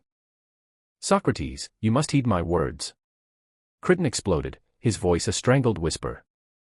He dropped to his knees before his mentor, hands clasped in supplication. "This isn't an abstract debate for the agora, a mere intellectual exercise. This is about your very existence. Anytus, Miletus. They don't seek truth, they're consumed by envy, fueled by spite, drunk on the prospect of absolute control. They'll stop at nothing to see you fall." Socrates' expression remained impassive. A ghost of a smile touched his lips, a curve that both enraged and comforted Crichton. "My dear Crichton, your worry warms me, as ever. But you fret unnecessarily. Death is merely a doorway, a voyage to another realm. What reason have I to fear such a passage?" Crichton clutched Socrates' hands, his grip desperate. "Because your time hasn't come. You possess so much more to teach, depths of wisdom yet to plumb. Athens needs your guidance. Can't you see? They aim to extinguish the last flame of reason in this city. If Athens truly needs me, the gods will surely intervene," Socrates responded, his tone a blend of gentleness and resolve. "And if my hour has arrived, who am I to dispute destiny?" Crichton recoiled, relinquishing Socrates' hands as if they'd turned to burning coals. "The gods? Destiny? Will you truly entrust your fate to such ethereal notions while your foes whet their blades? Socrates, you are a brilliant mind, the wisest I know. Yet at times, your piety verges on recklessness." He pushed to his feet, resuming his agitated pacing, his frustration a palpable presence. "We must construct a defense. A robust, convincing argument that will sway the jury. We must engage the most formidable rhetoricians, the most silver-tongued orators in Athens. We will craft an image of you as a paragon of civic virtue, a faithful servant of the state, a man who has dedicated himself solely to the betterment of his fellow Athenians." Socrates sighed, a wisp of sound barely audible. "Crichton, you misunderstand me. I am grateful for your dedication, your willingness to expend your fortune on my behalf. However, I cannot, in good conscience, permit you to proceed in this manner. I cannot fabricate, I cannot equivocate, I cannot present a distorted reflection of myself merely to evade the inevitable. Crichton halted abruptly, disbelief etched across his features. Fabricate. Equivocate. Is that what you believe I'm suggesting? I implore you to cast the truth in the most advantageous light. To employ your intellect, your sharp wit, your renowned eloquence to demonstrate the utter groundlessness of these accusations. And what if the truth, as I perceive it, proves unfavorable? Socrates inquired calmly. What if the truth reveals that I have challenged the accepted conventions, questioned the authority of the powerful, even dared to suggest a more enlightened path? Should I disavow these actions? Should I masquerade as someone other than who I am? Crichton raked a hand through his receding hairline, his agitation escalating. But Socrates, you deliberately misinterpret me. I don't ask you to deny the truth. I am merely asking you to present it in a way that resonates with the jury. To accentuate your patriotism, your contributions to the city, your harmless quirks. Harmless quirks. Socrates chuckled softly. Is that how they perceive me, Crichton? As a harmless eccentric, delighting in uncomfortable inquiries? I assure you, Anytus and Miletus regard me as something far more menacing than that. They perceive me as a threat to their position, to their accustomed way of life. He rose slowly, his gaze locking with Crichton's with unwavering intensity. And they are not entirely incorrect, my friend. I genuinely believe in a superior way of living, one predicated on reason, on moral excellence, on an unyielding pursuit of truth. I will not compromise that conviction, not even to preserve my mortal coil. Crichton stared, his face a study in anguish. You are being obstinate. You are prepared to surrender your life for the sake of some abstract ideal. Does your pride outweigh your very existence, Socrates? Socrates placed a hand on Crichton's shoulder, his touch surprisingly firm yet gentle. It is not arrogance, my friend. It is conscience. I cannot embrace a lie, Crichton. I cannot betray my own soul. If that entails facing death, then I must embrace it. But what of your family? Crichton pleaded, his voice breaking with emotion. Xanthippe, your sons. What fate awaits them without you? Have you spared a thought for the grief you will inflict upon them? A shadow of pain passed across Socrates' face, a fleeting glimpse of vulnerability. I have considered it, Crichton. And it causes me profound sorrow. However, I believe it is preferable for my sons to grow up without a father than to grow up with a father who has forsaken his principles, who has lived a falsehood. Crichton stepped back, his eyes burning with a mixture of frustration and anger. You are acting selfishly, Socrates. So consumed by your philosophical tenets that you are blind to the repercussions of your choices. You are sacrificing everything, your life, your loved ones, your legacy, upon the altar of your own ego. Socrates remained silent for a moment, his gaze fixed on the ground. When he finally lifted his head, his eyes were brimming with a deep-seated sorrow. Perhaps you speak the truth, Crichton. Perhaps I am being self-centered. But I am incapable of being someone I am not. I cannot betray the truth as I understand it. If that renders me a deficient husband, a deficient father, a deficient citizen, then I must accept that judgment. He turned away from Crichton and walked towards the window, his gaze sweeping across the darkening cityscape. The only sounds were the soft crackle of the oil lamp and Crichton's ragged breaths. The silence stretched, heavy and stifling. Crichton finally broke the silence, his voice strained and hollow. So, your mind is made up. You are resolved to stand before the jury and what? Reiterate your philosophical ramblings. Lecture them on virtue and moral uprightness. Do you genuinely believe that will sway them? I do not know, Crichton, Socrates replied, his voice barely a whisper.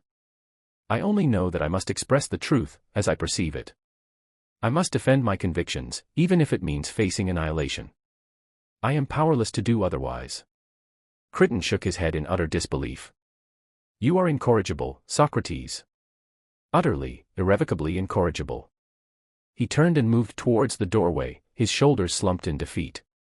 I will still endeavor to assist you, Socrates. I will still seek out the most brilliant legal minds, the most persuasive speakers. But I fear that it will all be for naught. He paused at the threshold, his hand resting on the latch. Why must you make it so impossible, Socrates? Why can't you simply play the game?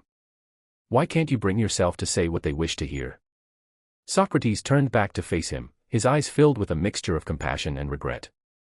Because, my dear Crichton, I am incapable of living a lie. And in the end, that remains the only thing that truly matters. Crichton opened the door and stepped out into the night, leaving Socrates alone in the sputtering lamplight, a lone figure steadfast against the gathering storm. The weight of the impending trial, the specter of death, seemed to leave his tranquil spirit unmoved. He stood as a beacon of reason in a city on the verge of succumbing to hysteria and prejudice, a testament to the enduring power of truth in the face of overwhelming adversity. Crichton vanished into the Athenian night, the echo of Socrates' words reverberating in his mind, a desperate plea for reason in a world determined to embrace madness.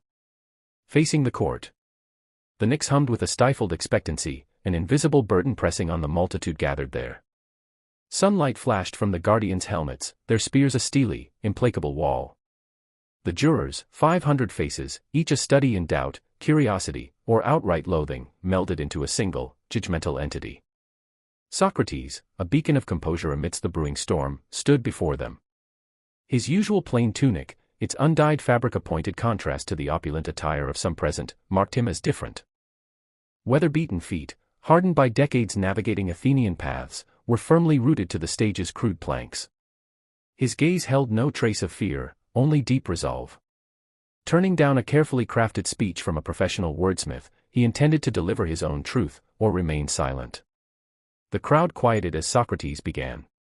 His voice, though not loud, possessed a surprising strength, each syllable resonating with certainty.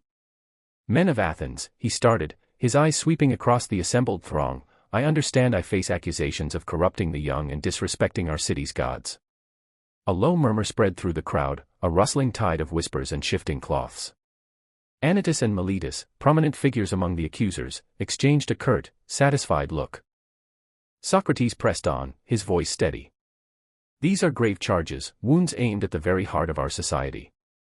But I assure you, they spring from misunderstanding, from jealousy, and from a profound resistance to the pursuit of understanding. He paused, letting his words settle. The sole sound was the drone of cicadas in the olive groves peppering the slope. My accusers claim I taint the youth, Socrates stated, a note of regret entering his tone. But how does one truly corrupt? By imparting falsehoods? By tempting them to depravity? I have done neither. My sole purpose has been to ignite in them a passion for wisdom, a yearning to question, to scrutinize, to comprehend the world around them.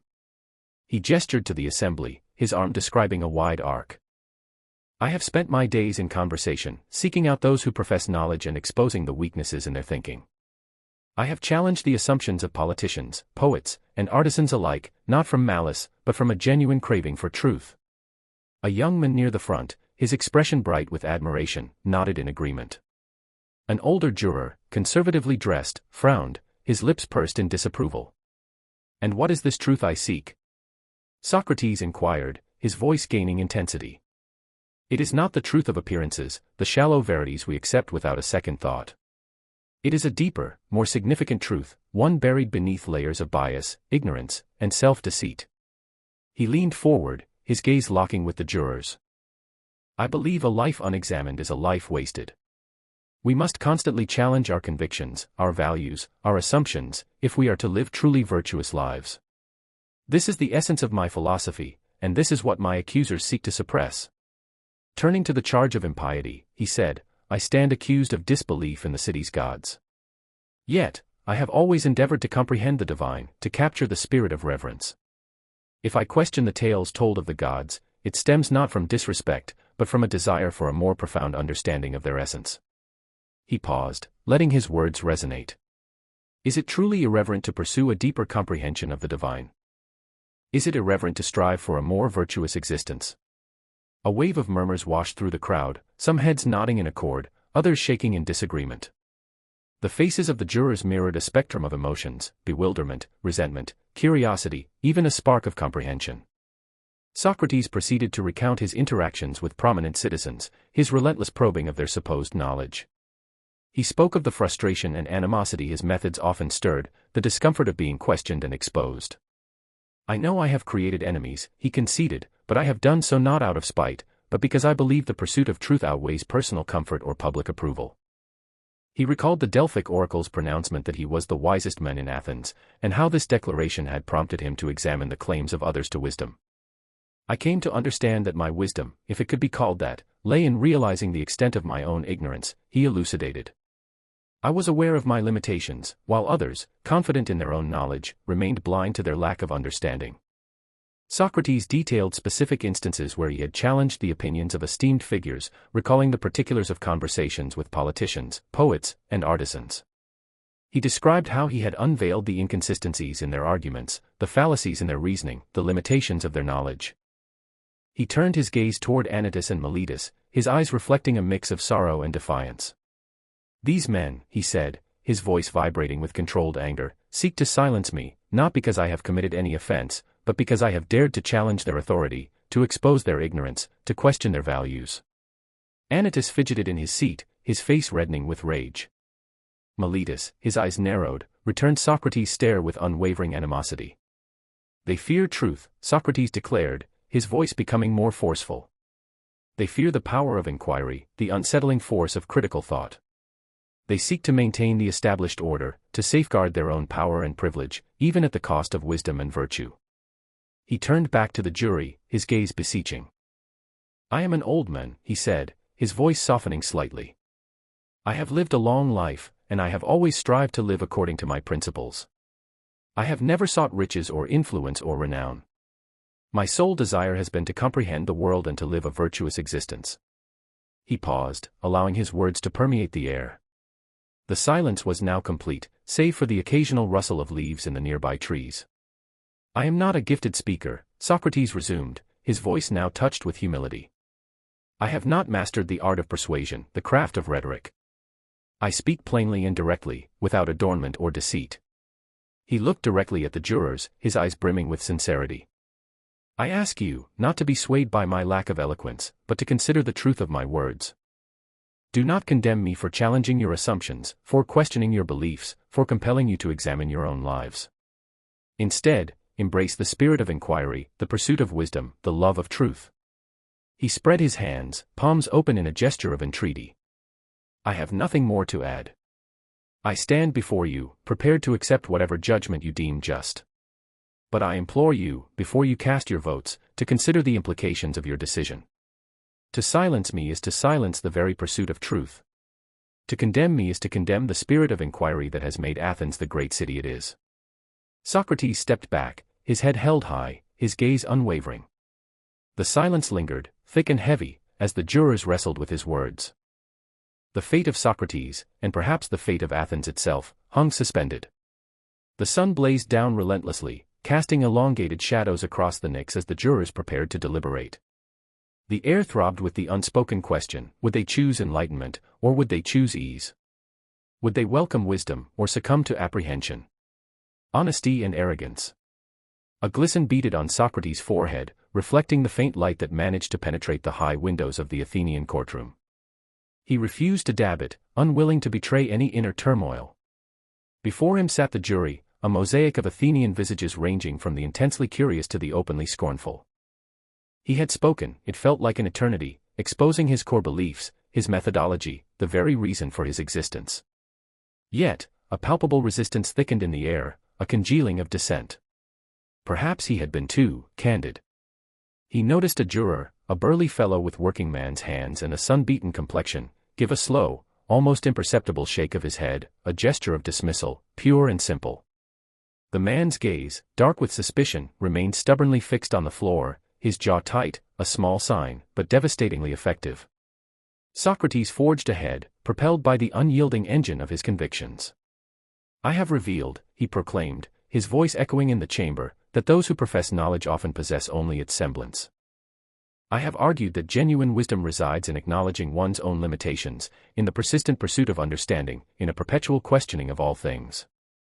He paused, his gaze sweeping the assembly, noting the bewilderment, the hostility, and the unsettling indifference. Had he failed to resonate? Had his rigorous interrogation, meant to enlighten, only served to isolate? His eyes settled upon Anytus, a smug satisfaction plastered across his features. The tanner's eyes gleamed with premature triumph, as if the verdict were already a foregone conclusion. Anytus, Socrates addressed him, his tone measured, You accuse me of corrupting the youth, of leading them astray. Tell me, what is your definition of virtue? Enlighten these jurors, that they may comprehend the precise nature of the corruption you claim I am spreading. Anytus rose, puffing out his chest like a ruffled grouse. Virtue is upholding Athens' time-honored customs, respecting the gods, obeying the decrees, and revering one's elders.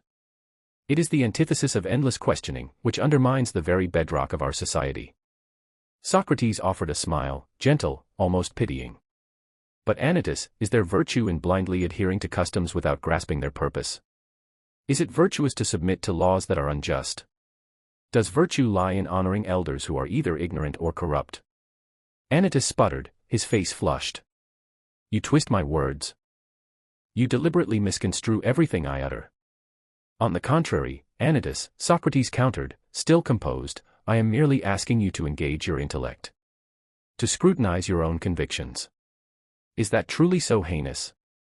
Is examining accepted wisdom a genuine threat? It becomes dangerous when it precipitates the downfall of our city. Anytus retorted, his voice rising in pitch. It's perilous when it erodes the authority of the state and the faith of our citizens. But Anytus, Socrates persisted, is not a city founded on truth and justice infinitely more resilient than one built on unwavering belief and unquestioning obedience? Is not the active pursuit of understanding a nobler path than passive ignorance? A ripple of murmurs spread through the jury. Some nodded thoughtfully, while others scowled in disagreement. The air thrummed with suppressed tension. Phaedo, seated towards the back, leaned forward anxiously, his brow deeply creased. He sensed the wavering resolve, the growing disquiet amongst the panel. Socrates continued, relentlessly pursuing his argument. Tell me, Anytus, if a healer were to prescribe medicine devoid of understanding its properties, would that be virtuous? If a commander were to lead troops into battle lacking strategic acumen, would that be virtuous? And if a leader were to govern a populace without grasping the fundamentals of justice, would that be virtuous? Anytus, visibly flustered, struggled to maintain his composure under Socrates' relentless barrage of logic. Those are entirely different circumstances, he blustered. You are comparing dissimilar objects. Are they truly so dissimilar? Socrates parried. Is not virtue a constant across all endeavors? Is it not the striving for excellence, the pursuit of comprehension, the unwavering commitment to acting justly, regardless of consequence? He paused, granting his words time to penetrate. His gaze met each juror's in turn, his own unwavering. I have dedicated my life to the embodiment of virtue, he stated, his voice imbued with genuine sincerity. I have relentlessly sought to decipher the essence of justice, the definition of goodness, the path to wisdom. And I have shared my insights with any willing ear, regardless of age. And for this, he continued, a touch of melancholy coloring his tone, I stand accused of corrupting the youth. For this, I am charged with impiety. For this, I am brought before you, my fellow Athenians, to be judged. He spread his hands in a gesture of appeal. I have spoken what I believe to be the truth. I have challenged the suppositions of those entrenched in power.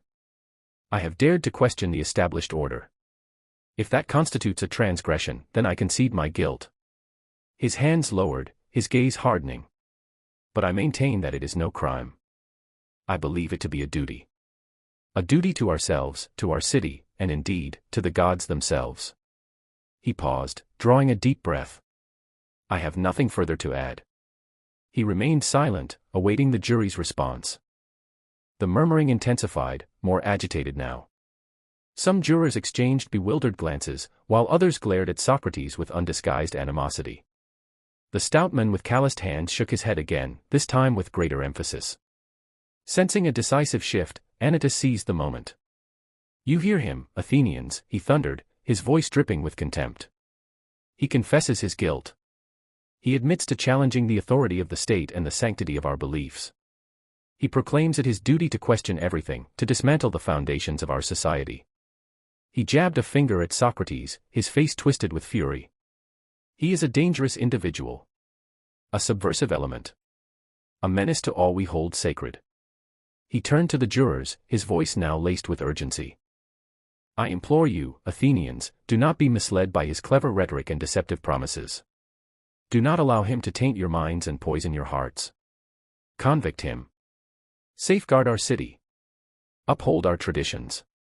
Anytus slumped back into his seat, his chest heaving. The jury fell silent, their eyes riveted on Socrates. The weight of their impending verdict pressed heavily. Socrates remained standing, an air of calm serenity about him. He had voiced his truth. He had defended his actions. He had bared his very essence. Now, nothing remained but to await their judgment. Yet, as he stood there, a nagging doubt persisted that he had committed a grave error. That his steadfast integrity, his intellectual audacity, had alienated those he sought to convince. That he had, in all likelihood, sealed his own fate. He caught Phaedo's eye, receiving a look of profound sorrow in return. Socrates managed a weak smile, a gesture of reassurance that failed to reach his own heart. The sun continued its descent, painting long shadows across the courtroom floor. A chill permeated the air, deepening the silence. The sleep of reason, Socrates mused, spawns monstrosities. But the awakening can be equally terrifying. He steeled himself for the judgment, for the ramifications of his unwavering pursuit of truth. He was prepared to face whatever destiny held, even if it demanded the ultimate sacrifice. But as he surveyed the faces of the jurors, he couldn't shake the question of whether his death would truly matter. Would it inspire others to seek wisdom and justice? Or would it merely extinguish a dissenting voice, allowing ignorance and prejudice to flourish unchecked? He closed his eyes, taking a steadying breath. The answer, he knew, was not his to possess. It rested with those who remained, with those who had heard his words and witnessed his deeds, to carry forward the flame of truth and virtue. He opened his eyes, his gaze locking with the jury's. He was ready. But was Athens? The accusations. The air in the courtroom, shimmering with heat haze and fraught with expectancy, thrummed with a nervous energy that seemed to vibrate even through the marble pillars. Socrates, serene as a mountain, gazed beyond the sea of faces, past the painted friezes celebrating Athenian victories, perhaps even beyond the present moment's constraints. Anytus, in stark contrast, seethed with controlled rage. He stood before the assembly, his tunic stretched tight across his barrel chest, his voice booming with self-righteous fury. Athenians, he roared, his words echoing through the hall. We are gathered today because a virulent plague afflicts our city, a sickness that corrodes the very bedrock of our civilization, contaminating the minds of our youth and profaning the gods who have favored us. He paused, letting his accusation sink in like poison. His dark eyes, like chips of obsidian, scanned the jurors, holding each gaze for a fraction of a second, ensuring his message struck its intended target. That plague, he thundered, his voice reaching a fever pitch, is Socrates. A ripple of unrest spread through the onlookers. Crichton, nestled amongst Socrates' adherents, stirred uneasily, his hand instinctively moving to stroke his beard. He felt the oppressive weight of their shared anxiety, a palpable thing crawling on his skin. Anytus pressed on, his tone hardening to granite. He professes to seek wisdom, yet what wisdom lies in relentless questioning, in challenging the authority of our elders, in filling the heads of our young with skepticism and doubt. He incites them to dishonor their parents, to dispute our laws, to despise the traditions that have forged Athens' greatness. He swiveled slightly towards Socrates, his eyes blazing with scorn. He taints the youth, diverting them from honest toil towards frivolous contemplation. He instills dangerous notions, leading them down a path of moral ruin. Anytus then indicated a young man standing just behind him. Meletus. Meletus, a poet, a man sensitive to beauty, has witnessed firsthand the devastation Socrates wreaks. He sees how Socrates' rhetoric distorts their minds and steers them from time-honored values. Meletus, gaunt and pale, shuffled forward. His eyes, unlike Anytus's burning coals, held a chilling, unwavering animosity. He spoke in a thin, reedy voice, his words meticulously chosen, each syllable dripping with disdain. I have witnessed it myself, he stated, his gaze locked on Socrates. Young men, full of promise, flock to Socrates' teachings like moths to a destructive flame. They seek enlightenment but emerge, changed. Disenchanted. They dissect everything, venerating nothing. They scoff at the gods, they repudiate our customs, they presume themselves wiser than generations past. He paused, taking a shallow breath that did little to calm his nerves. Socrates schools them in argumentation, in fault-finding, in tearing down all that is sacred. He encourages them to reject the accumulated wisdom of ages, to believe that truth resides solely within their own flawed reasoning. Meletus' voice sharpened, taking on a serrated edge. He feigns piety, yet he insults the gods. He propagates strange deities, denies the established pantheon, and mocks the very essence of belief. He threatens our religious foundations, the very structure of our society. He addressed the jury, his eyes beseeching. Think of your sons, Athenians. Consider the values you strive to instill. Do you desire them raised in the traditional mold, respecting their elders, honoring the gods, contributing to Athens' strength and prosperity? Or do you wish them corrupted by Socrates' insidious philosophy, becoming rebellious, insolent, and useless to the polis? He retreated slightly, letting his words hang like a pall over the assembly. Anytus resumed his position, his face a mask of grim determination. This is not merely an abstract debate, he declared, his voice low and intense. This is a matter of public security. Socrates poses a grave danger to Athens, and he must be stopped. Anytus brandished a clay tablet, presenting it to the jury's view. We have compiled evidence, testimonies from those who have directly experienced his corrupting influence. We possess irrefutable proof that he undermines our institutions, dishonors our gods, and poisons the minds of our youth. He slammed the tablet onto the table with a sharp crack. We demand justice. We demand that Socrates answer for his transgressions. We demand that he be punished for his offenses against Athens. The jurors shifted, their faces etched with a blend of concern and uncertainty. Some nodded gravely, absorbing the weight of Anytus's pronouncements. Others frowned, their eyes flickering between Anytus and Socrates, struggling to discern the truth. Crichton felt a wave of fury wash over him. He yearned to shout, to defend Socrates, to expose the distortions and lies that Anytus and Meletus were peddling. But he knew any outburst would worsen the situation. He clenched his fists, forcing himself to remain composed, placing his faith in Socrates' ability to defend himself. Phaedo, another devoted follower, whispered to Crichton, they misrepresent his meaning, they misunderstand his purpose. They portray him as a fiend. Crichton nodded somberly, their fear makes them blind. The sun blazed down upon the courtroom, intensifying the stifling atmosphere. Anytus and Meletus stood shoulder to shoulder, their faces set in a tableau of resolution. They had presented their case, their accusations laid bare. Now, Socrates' fate rested in the hands of the jury. The jury members, a motley collection of Athenian citizens chosen seemingly by chance, were visibly impacted. Some stroked their chins thoughtfully, others murmured amongst themselves, while a few fixed their gaze on Socrates, seeking some hint of the truth within his bearing. One juror, a farmer with sun-beaten skin and work-worn hands, leaned forward, his brow furrowed in consternation. He seemed genuinely torn by the accusations, struggling to reconcile the image of the respected philosopher with the depiction of a perilous subversive painted by Anytus and Meletus. Another, a merchant clad in fine linen, shifted uneasily, casting furtive glances at Anytus, perhaps calculating the potential consequences of opposing such an influential figure. The tension reached an almost unbearable pitch. The accusations hung in the air like a shroud, a suffocating blanket of apprehension and distrust. Socrates, however, remained a picture of serenity, his expression unreadable. He had listened to Anytus and Meletus with quiet dignity, his eyes revealing no trace of anger or trepidation. He seemed to accept his destiny with a detached resignation, as if he had foreseen the trial's outcome. This disquieted Anytus, who had anticipated a vehement denial, a passionate plea for clemency. Socrates' composure only strengthened his conviction that the man was a pernicious influence, one who defied the very fabric of Athenian society. As Anytus and Meletus concluded their presentation, a subtle but distinct shift occurred within the jury. The initial bewilderment and uncertainty began to congeal into something more concrete, a sense of disquiet and suspicion. The seeds of doubt had been sown, taking root in the fertile soil of fear. Guilty. The courtroom air hung thick, a suffocating blanket woven with anticipation. Tension coiled tight around every person present.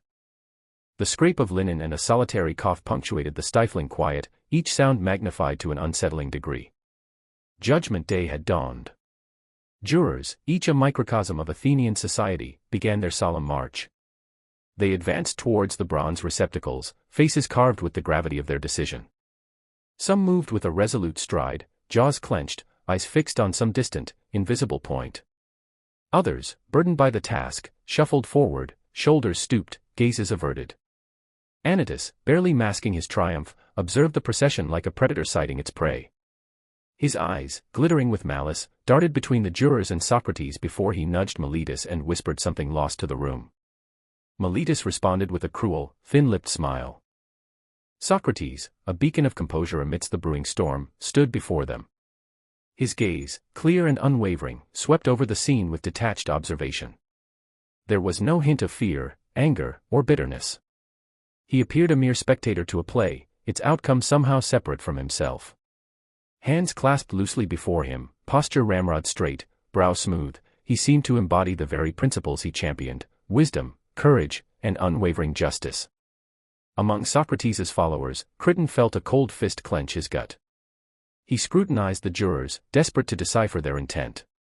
But their countenances remained unreadable, their thoughts shrouded in solemn masks. He sought reassurance in Socrates' gaze, finding only an unnerving tranquility. Wiping sweat from his forehead with a trembling hand, Crichton offered a silent plea to Athena, clinging to the hope that righteousness might yet prevail.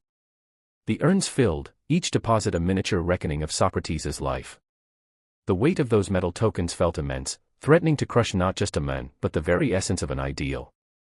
The silence stretched, broken only by the chime of bronze upon bronze, each a stark knell against the fragile hope in Crichton's heart. At last, the final juror cast his vote. The vessels brimmed, the moment of truth unavoidable. A stern-faced herald, his voice a resonant boom, stepped forward and raised a hand, silencing the rising tide of murmurs. Silence, the command reverberated, slicing through the air. The votes will now be counted. 2 designated officials approached the urns. With painstaking care, they emptied the contents, separating the judgments of guilt from those of innocence. The counting commenced, a deliberate, drawn-out process that felt like an age. Each vote was meticulously examined, verified, and tallied. The officials, faces etched with gravity, worked in a hushed rhythm, their movements precise and unwavering. The tension crested, reaching a palpable fever pitch. Every breath suspended, every muscle coiled. Crichton's heart hammered against his ribs, threatening to explode. He squeezed his eyes shut, unable to endure the suspense. He heard the whisper of ballots, the soft drone of the officials, his own frantic pulse. He risked a furtive glance toward Socrates. He remained an island of calm, his eyes fixed on something distant, perhaps beyond the walls of the courtroom itself. Crichton wondered at his thoughts, the nature of his inner world at this pivotal moment. Was he resigned? Still confident in the power of truth? Or, like Crichton, consumed by a gnawing dread? The count continued, each vote drawing them closer to the inevitable. Nearing their task's end, the officials conferred in hushed tones, their expressions cryptic. Finally, grave-faced, they turned toward the herald. The herald advanced, his voice heavy with solemnity. He cleared his throat, his gaze sweeping across the assembled crowd. The jury has reached its verdict, he announced, the words ringing with finality. A collective gasp ripped through the chamber. Silence descended once more, heavier than before. Every eye locked on the herald, every ear strained to catch his pronouncement. He paused, savoring the moment, the power he wielded. His gaze lingered on Socrates, devoid of compassion. Then, turning to the multitude, he uttered the words that would forever reshape history. Guilty.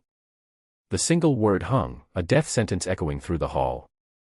It shattered the silence, unleashing a tempest of emotion. Gasps of disbelief mingled with cries of protest and triumphant cheers. The courtroom erupted into bedlam, a whirlwind of voices and raw feeling. Crichton felt a wave of nausea wash over him. The word guilty reverberated in his mind, a senseless, cruel injustice. He staggered back, legs trembling, vision swimming. Unthinkable. How could they condemn such a person? How could they extinguish the flame of truth? He sought Socrates, expecting anger, despair, or at least a shadow of disappointment. But Socrates remained composed, his face serene, his eyes unwavering. He stood as though the verdict held no surprise, as though he had anticipated it all along. A hush slowly settled over the room as the initial shock subsided. The crowd, still vibrating with emotion, fixed their gaze on Socrates, awaiting his response. Socrates stepped forward, his voice clear and steady, slicing through the lingering murmurs. "I thank you," he addressed the jury. "I thank you for this verdict. It is a judgment not upon me, but upon yourselves." His words lingered, challenging the very core of their decision. He offered no protest, no plea for leniency, no hint of remorse. Instead, with grace and dignity, he transformed the verdict into an indictment of their own values. Anytus, face flushed with victory, sneered. "You will not evade justice so easily," he hissed, his voice laced with venom. "You will answer for your transgressions against Athens." Socrates turned toward Anytus, his eyes filled with profound pity. "It is you I pity, Anytus," he replied. "For you have condemned not me, but your own self. You may silence the voice of truth, but the truth itself will never be silenced." The herald stepped forward, his voice booming. "The trial is not yet concluded," he declared. "The jury must now determine the penalty." The crowd erupted once more, threatening to drown the proceedings in chaos. Crichton, mind reeling, struggled to grasp the unfolding events. The trial had spiraled into uncharted territory, leading them all into the unknown. He looked at Socrates, his heart a mixture of admiration and dread. He knew Socrates would never compromise his principles, even in the face of oblivion. He would stand firm in his beliefs, regardless of the cost. Crichton clenched his fists, resolved to stand with Socrates. He would not abandon him in his darkest hour. He would fight for him, argue for him, and if necessary, even die for him. The road ahead promised to be arduous and fraught with peril, but he stood ready to face it, guided by the unwavering light of Socrates' unyielding truth. A bitter jest. The silence after the verdict was a tangible thing, nearly crushing. A palpable pressure bore down on Crichton, stealing his breath. He felt the collective judgment of the room, Anytus and Meletus's gloating grins, the pitying glances aimed at Socrates. Yet, Socrates remained a haven of tranquility amidst the storm. His face was an enigma, a mask of placid contemplation that defied the magnitude of the moment. The herald, whose voice usually resonated with authority, sounded uncertain, his pronouncements lacking their customary force. "Socrates of Athens, you stand convicted on all charges. It falls now to you, and the court, to determine just recompense. You are permitted to suggest an alternate penalty, which the jury will then weigh." Crichton's gut clenched. He leaned forward, desperate to make eye contact, to impress upon Socrates the gravity of their predicament. This was the crux. Now was the time for a carefully constructed appeal, a deferential nod to the jury's power, a pledge to temper his doctrines. Now was the hour for self-preservation. But Socrates merely squared his shoulders, his gaze sweeping the assembled jurors with unnerving composure. No fear flickered in his eyes, no trace of desperation. Only a subdued, unsettling amusement. "Men of Athens," Socrates began, his voice ringing out with clarity, slicing through the lingering tension. "What retribution should befall one who has dedicated his days to the pursuit of excellence, who has labored to rouse his compatriots from their intellectual slumber, who has persistently questioned the established order in the service of truth?" A ripple of unease spread through the assembly. Anytus shifted impatiently, his face crimson with barely restrained anger. Meletus's smirk tightened, anticipating some degrading display of contrition. Socrates paused, allowing his words to resonate, to settle within the minds of his audience. "Surely," he went on, a ghost of a smile gracing his lips, "such a man deserves not punishment, but acclaim. What tribute, then, is fitting for one who has served the city with such devotion?" Crichton felt a chill descend. Things were careening in the wrong direction. Terribly wrong. Socrates' smile broadened, a subtle, almost impish spark in his eyes. "Were I to receive my due," he declared, "I should be granted lifetime sustenance in the Prytaneum." A collective intake of breath echoed through the courtroom. The murmur swelled into a clamor of outrage and disbelief. Jurors fidgeted in their places, their expressions twisting with outrage and indignation. Anytus fairly trembled with fury, his fists clenched at his sides. Meletus's smirk dissolved, replaced by an expression of sheer bewilderment. The Prytaneum, Crichton knew, was the sacred core of Athens, where esteemed citizens, heroes, and benefactors were given the honor of dining at the public's expense. It was an honor reserved for society's most distinguished, a symbol of gratitude and recognition for extraordinary contribution. Socrates was suggesting that he, fresh from a conviction for impiety and corrupting the youth, was worthy of standing shoulder to shoulder with the city's luminaries. The proposition was audacious, verging on the unbelievable. Crichton's thoughts raced. Was this some elaborate jest? A final act of defiance? Or had Socrates at last succumbed to some form of delusion? He glanced at Apollodorus, who stood nearby, his face buried in his hands, shaking his head in despair. "This is an insult," someone shouted from the jury box. "Sacrilege," another voice bellowed. Chaos erupted. The herald struggled to regain control, banging his staff against the flagstones, but his efforts were swallowed by the rising tide of fury. Socrates remained composed amidst the pandemonium, his expression immutable.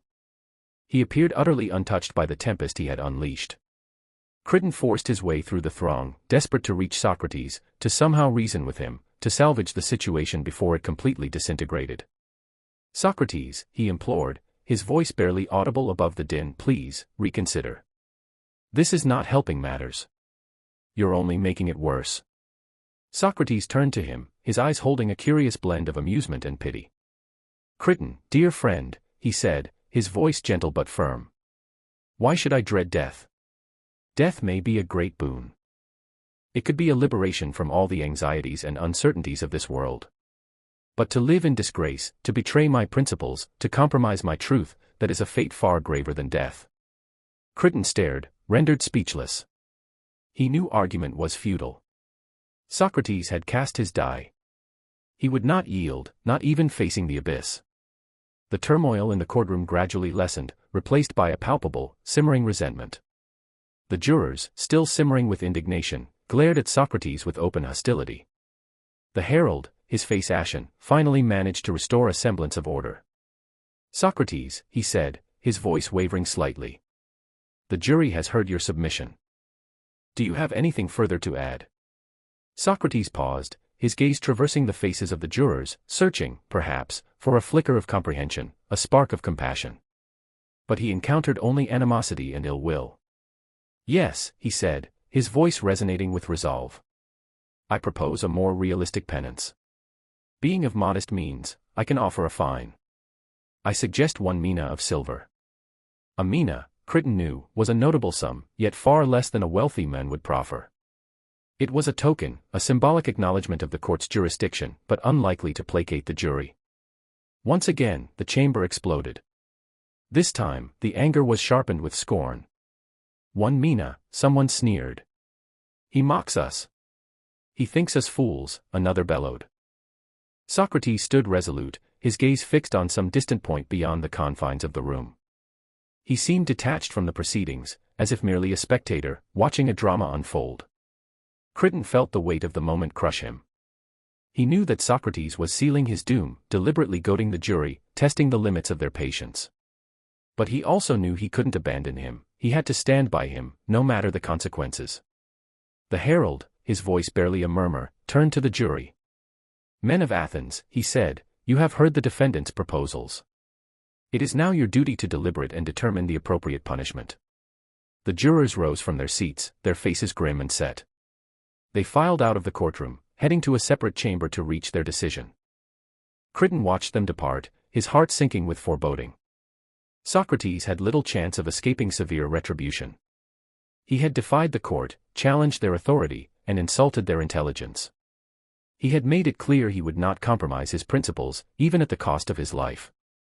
As the jurors vanished from sight, Crichton turned to Socrates, his eyes full of a blend of admiration and despair.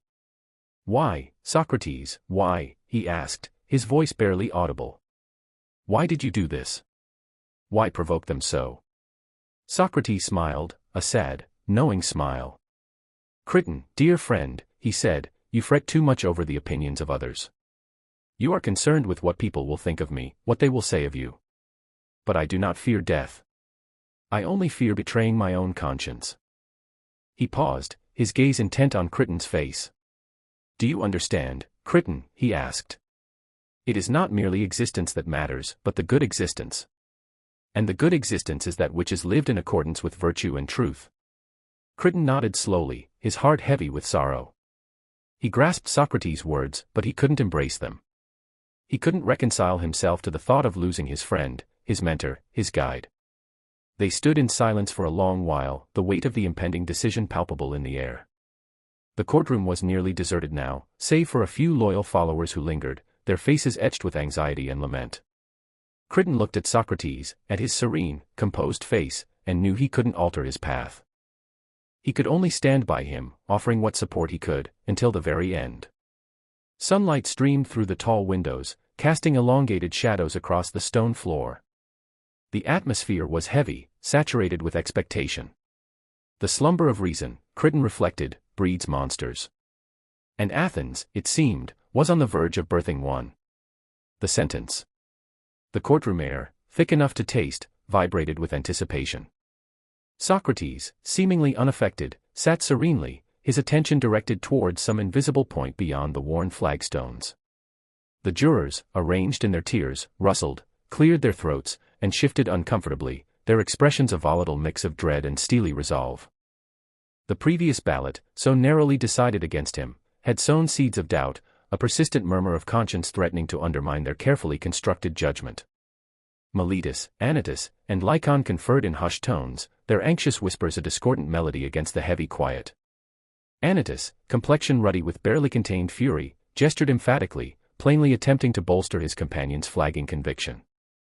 Miletus, ever practical, offered only curt nods, his gaze flickering nervously towards Socrates, as if anticipating some final, devastating rejoinder.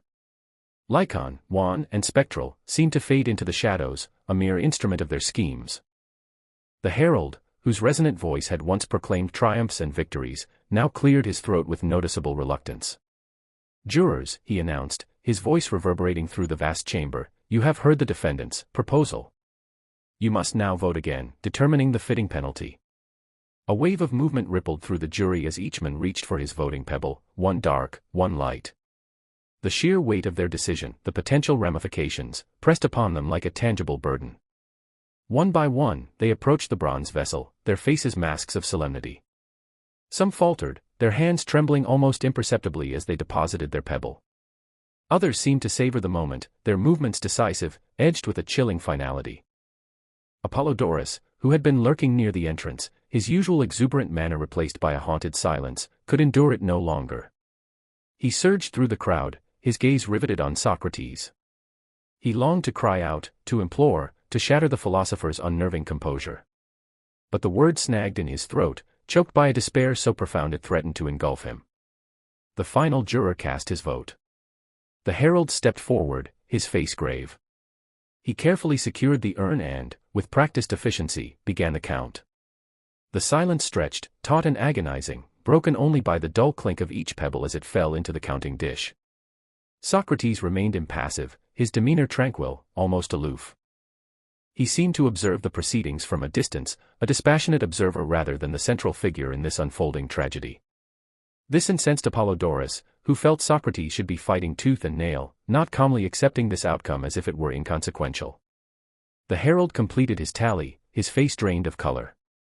He addressed the assembled crowd, his voice barely audible. "The jurors have reached their verdict," he announced, his words hanging in the air like a shroud. A collective gasp echoed through the courtroom. All eyes were fixed on the herald, awaiting the pronouncement that would seal Socrates' fate. He hesitated, taking a deep breath, as if preparing himself for the task. "The penalty," he declared, his voice now regaining its former power, "is death." A surge of disbelief swept through the throng. Some murmured in stunned silence, others cried out in protest. But above the din, one sound dominated, the raw, unrestrained weeping of Apollodorus. He collapsed to the floor, sobbing uncontrollably, his body convulsing with grief. He had lost not just a teacher, but a friend, a guiding light, a beacon of hope in a world steeped in shadows. Socrates, hearing Apollodorus's lamentations, turned his head slightly, a fleeting shadow of something akin to sorrow crossing his countenance. But he quickly regained control, his expression reverting to its customary serenity. He understood that Apollodorus, with his ardent spirit and unwavering fealty, would be devastated by this outcome. But he also knew that his friend would eventually comprehend, that he would come to appreciate the significance of living and dying by one's principles. Silence. The herald commanded, his voice booming through the chamber, quelling the rising tide of emotion. The court remains in session. Socrates rose, his movements measured but firm. He faced the jurors, his gaze sweeping across their faces, seeking some flicker of regret, some vestige of remorse. But he saw only apprehension, animosity, and a persistent discomfort. They had condemned him not for his guilt, but for their own fear. Fear of his questioning, fear of his ideas, fear of the unvarnished truth. "Men of Athens," he said, his voice clear and resonant, I thank you for this opportunity. I had hoped to continue the dialogue, to persist in challenging your assumptions and to steer you towards a more virtuous existence. But it appears you prefer the solace of your ignorance to the unease of knowledge. He paused, a subtle smile gracing his lips. Very well. I accept your judgment. But I assure you, my demise will not extinguish the truth. It will only amplify it, allowing it to resonate far and wide, inspiring others to question, to ponder, and to pursue wisdom. Anytus, his face twisted with fury, lunged forward. Blasphemer, he roared. You will not mock us with your cleverness. You will pay for your offenses against the city. Socrates simply shrugged, his expression one of gentle amusement. Offenses, he countered. I have committed no offenses. I have only endeavored to rouse you from your slumber, to guide you towards a life of virtue and reason. If that is an offense, then I stand guilty as charged. He turned to the guards, who were awaiting him. Proceed, he said, his voice calm and accepting. Let us move to the subsequent act of this drama. As he walked toward the exit, he passed Apollodorus, who remained prostrate, weeping inconsolably. Socrates paused, placing a gentle hand on his friend's shoulder. Apollodorus, he said softly, do not mourn for me. Mourn for those who have condemned me, for they have sentenced themselves to a life of ignorance and trepidation. As for me, I face my fate with a clear conscience and a tranquil heart. He squeezed Apollodorus's shoulder, then turned and continued towards the door, his head erect, his spirit unbroken. He did not glance back. The guards escorted him away, their faces impassive, their movements perfunctory.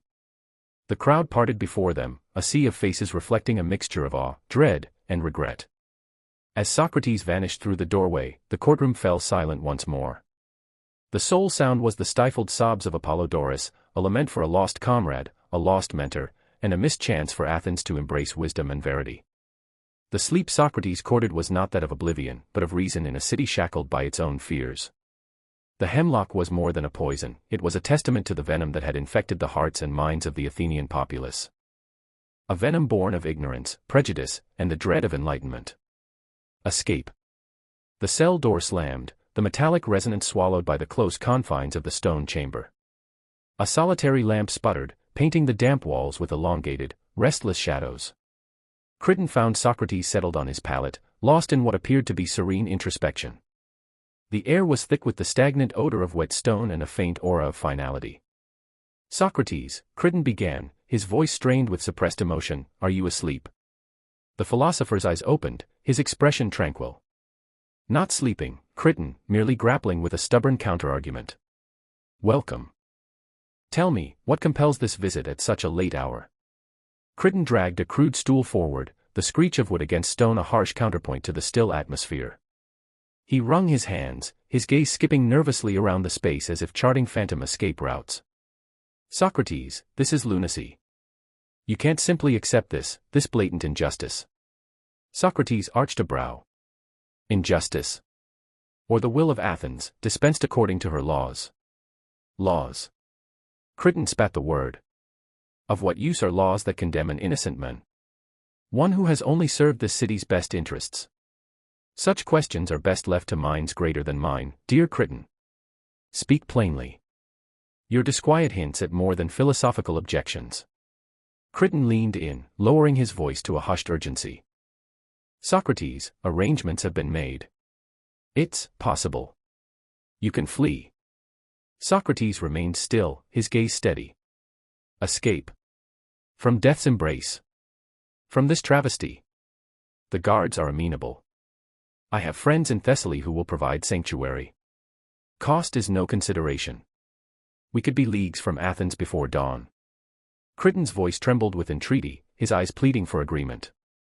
He sketched a vision of liberty, of a life unfettered by these prison walls, still tantalizingly within reach. A ghost of a smile touched Socrates' lips. You would risk so much, Crichton. Your devotion moves me. Risk. What is risk when weighed against your loss? My friend, my guide, the most enlightened soul in Athens. Crichton's voice broke. He couldn't bear the thought of Socrates, a beacon of reason and virtue, extinguished by the petty grudges of his detractors. And my associates, Crichton. Yourself. Would you become outlaws, hunted by the same laws you profess to value? Socrates inquired gently. Crichton faltered. The implications had, of course, occurred to him. Aiding Socrates' flight carried severe repercussions, potentially ruinous for all involved. Yet the alternative, the specter of Socrates drinking hemlock, was unbearable. We would manage. We would prevail. Anything is preferable to this. Socrates sighed, a sound laden with the weight of ages. Tell me, Crichton, would evading this sentence truly be a just act? Crichton shifted uncomfortably. Just. Justice has abandoned the city. They have judged you unfairly. Where is the justice in that? But is it just to transgress the laws of Athens merely because they err in my case? Consider this carefully, Crichton. Imagine the laws themselves standing before us, questioning our course of action. What would they say? Crichton scowled. He loathed these abstract debates, these endless philosophical digressions. He was a man of action, concerned with tangible solutions. Socrates spoke of hypotheticals, while his very life hung by a thread. They would declare that you were wrongly condemned, and thus entitled to freedom. Socrates shook his head slowly. I suspect their pronouncement would be quite different. They would say, Socrates, you were born in Athens, fostered under our protection, and have reaped the benefits of our laws throughout your life. You have always claimed to respect us, to abide by us, even when disagreeing with our decrees. Now, when we render a judgment against you, do you suddenly declare us unjust? Do you choose now to violate the very code you have always championed?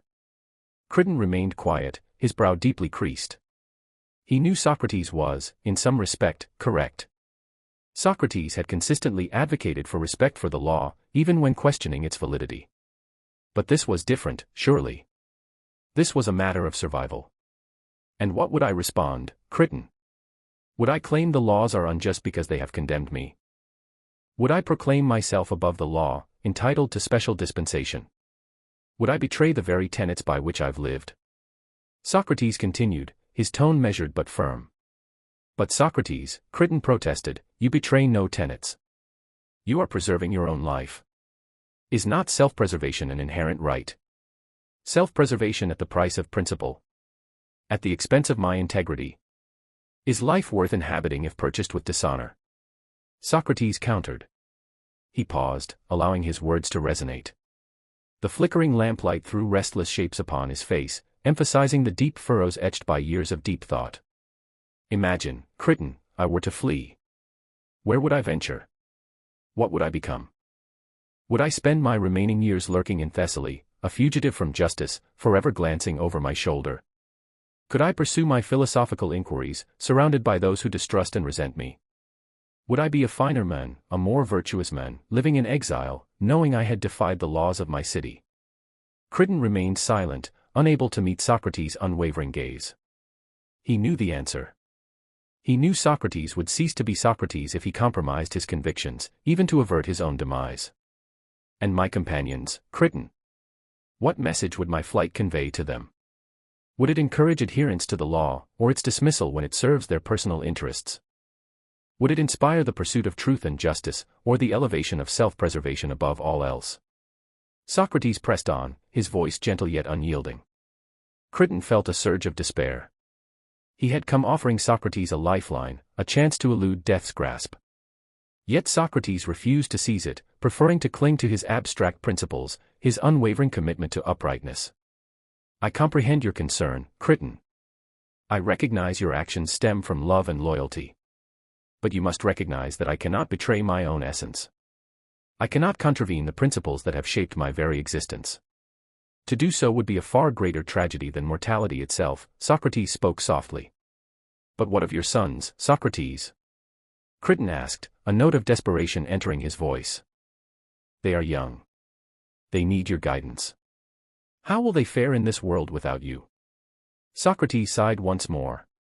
My sons will be provided for, Crichton. My associates will care for them. And they shall learn from my example, whether I live or die. They shall learn that enduring injustice is better than perpetrating it. They shall learn that true contentment resides not in worldly possessions or success, but in living an upright existence, guided by reason and justice. He reached out and placed a hand on Crichton's arm, his grip surprisingly firm. Do not mourn me, Crichton. I do not fear death. I believe it is either a state of eternal rest, devoid of all pain and suffering, or a passage to another realm, where I can engage with the great minds of the past. Either way, it is not to be dreaded. Crichton gazed at Socrates, his eyes swimming with both admiration and despondency. He knew he could not sway Socrates' resolve. He knew Socrates would meet his end with the same valor and serenity he had displayed throughout his life. I understand, Socrates, Crichton said finally, his voice a bare whisper. But it breaks my heart to see you go. Socrates smiled gently. Then do not dwell on my end, Crichton. Remember what I have shown you. Remember the importance of pursuing truth and justice, of living an honest life. And remember that true friendship transcends the boundaries of the grave. He squeezed Crichton's arm. Now, go, my friend. The hour is late, and I require rest. Let us not waste our remaining time together on sorrow and lament. Let us instead celebrate the bonds of camaraderie and the pursuit of knowledge. Crichton rose stiffly, his body weighed down by grief. He looked at Socrates one final time, his heart aching with love and admiration. Then, he turned and walked towards the iron door, the clang of the lock echoing in the silent chamber, a mournful sound signifying the close of an era. The oil lamp flickered, casting Socrates' shadow against the wall, a solitary figure immersed in the faint glow of reason and resilience, preparing to face his destiny with unshakable conviction. The Shepherd's Tale. The waning sun slashed ochre and violet across the prison cell, its skeletal light stretching shadows along the rough stone. Dust motes, like minuscule galaxies, twirled in the dying rays. Upon his straw pallet, Socrates sat, the dry stalks whispering beneath him. His gaze, sharp and clear as the Ionian Sea, found his assembled students. Their faces, a canvas of sorrow and keen interest, turned toward him like plants seeking light. Grief, thick and palpable, filled the air, yet mingled with an eager anticipation for the final pearls of wisdom he would bequeath. You appear troubled, Simmias, Socrates remarked, his voice a low, steady drone that permeated the small space. Your brow is creased as if contending with a particularly stubborn philosophical riddle. Simmias, seated on the hard floor, shifted slightly. Indeed, Socrates.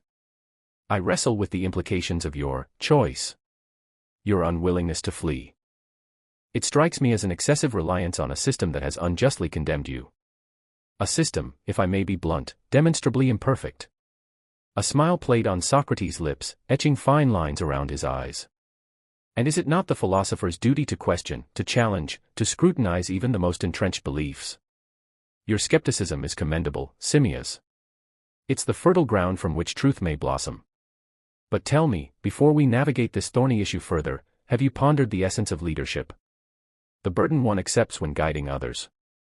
Simmias paused, stroking his beard in contemplation. Certainly, I have considered it. We've debated it extensively on numerous occasions. A capable leader, as I understand it, should embody wisdom, courage, justice, and self-control.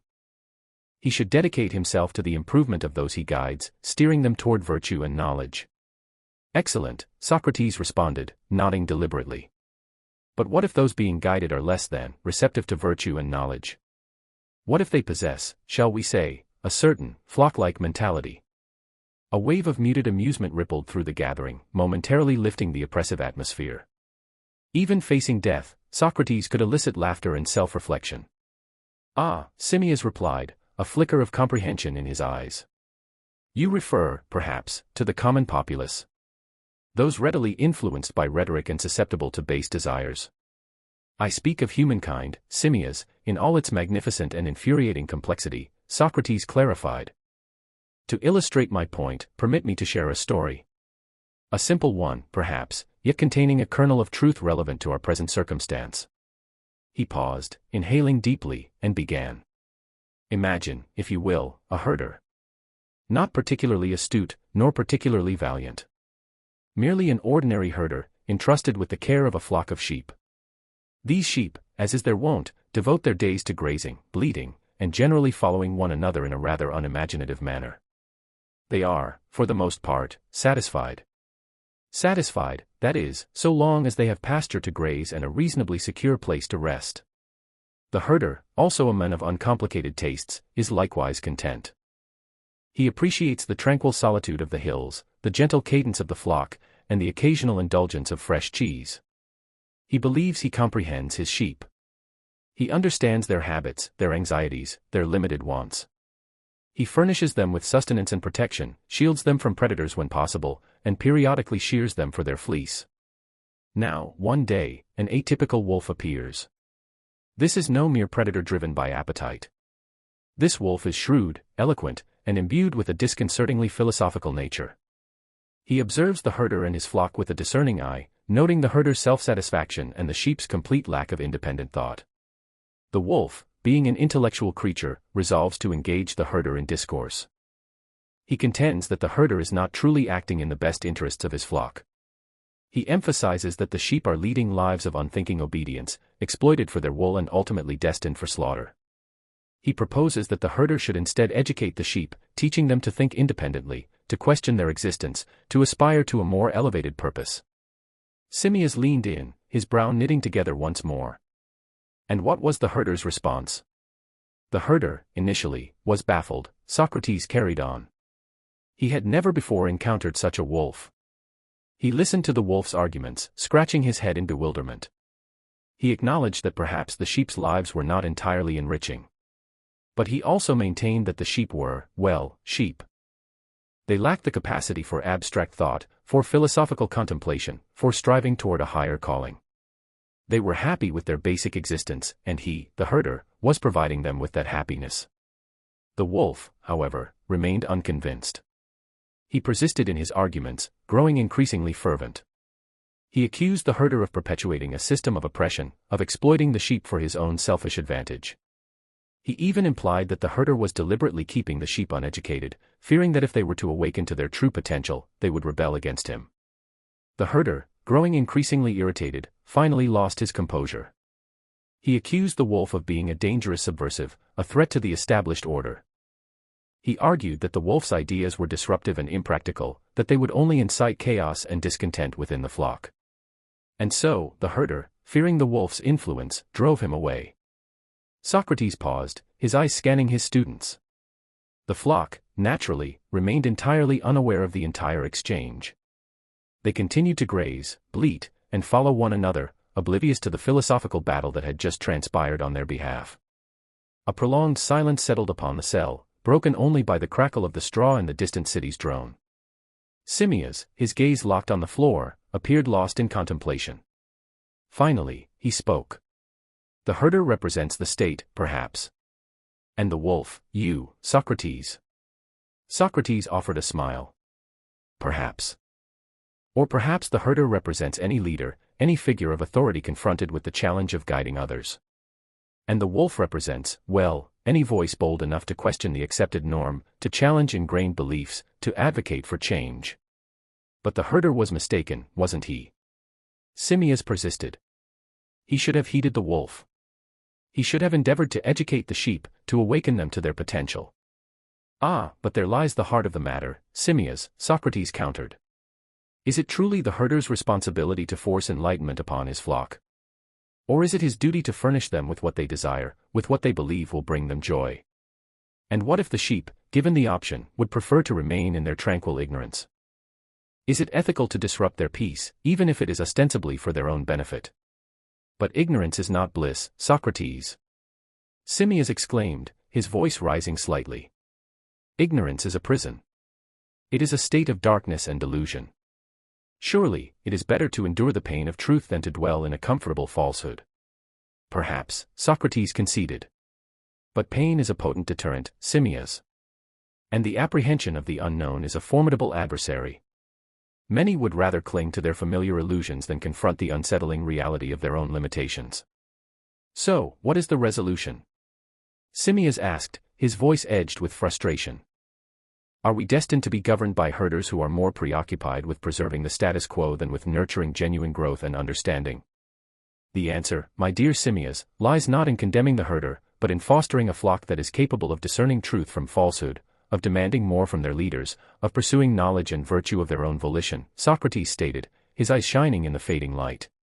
A flock that is not easily swayed by empty words or cowed by authority. A flock that grasps the value of critical thought and the importance of questioning everything. But how can such a flock be cultivated? Simmias pressed. How can we transform sheep into philosophers? One soul at a time, Simmias, Socrates replied, his tone gentle yet unwavering. One conversation at a time. One courageous act at a time. It is a gradual, laborious endeavor, but it is the only avenue toward genuine progress. And it commences with each and every one of us. He paused, his gaze settling on Simmias. You, Simmias, are no sheep. You are a thinker, a seeker, a questioner. You possess the potential to inspire others, to challenge the dominant narratives, to contribute to the creation of a more enlightened society.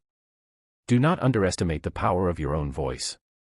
Do not hesitate to speak truth to power, even when it is unpopular or perilous. Simmias remained silent for a long moment, absorbing Socrates' words. The weight of responsibility settled upon him, a burden both heavy and welcome. He looked up at Socrates, his eyes reflecting a mixture of sorrow and resolve. I understand, Socrates, he said quietly. I will endeavor to live up to your expectations. Socrates smiled, a genuine, heartfelt expression that radiated warmth and affection. I have no doubt that you will, Simmias. None at all. The shadows in the cell deepened, blurring the finer details of their features. The only sound was the soft rustling of the straw, a silent reminder of life's transience. The herder's tale had reached its end, but the lesson it held would endure long after Socrates was gone, a beacon of hope in the encroaching darkness. Final days. The prison's aroma, a blend of stale crusts and suffocating hopelessness, enveloped Socrates like grave clothes. Weak sunlight, piercing the high, gridded window, illuminated dust swirling in the air like phantom memories. The vibrant agora, the spirited symposia, the familiar pulse of Athenian life, all were absent. Now, only the oppressive weight of stone and the subdued murmurs of his disciples occupied his hours. He was seated on the coarse cot, a threadbare cloak offering meager protection against the damp cold. His feet, toughened by countless miles traversed on Athenian paths, rested on the flagstones. He caught Phaedo's lingering gaze. You scrutinize, Phaedo, Socrates remarked softly, his voice gravelly but clear. Do these aged feet hold such captivation? A blush rose on Phaedo's youthful features, his brow furrowed with concern. Forgive me, Socrates. I was merely observing their stillness. Still they are, Socrates chuckled, a brittle, rustling sound. And soon to be stilled further. But tell me, Phaedo, is tranquility inherently negative? Consider the sculptor's patient hand, motionless as it coaxes form from marble. Is such stillness not purposeful, potent? Simmias, ever grounded, fidgeted. But Socrates, does the unknown not frighten you? The quiescence of death. The obliteration of all feeling. Socrates smiled, deepening the web of lines at the corners of his eyes. Fear, Simmias.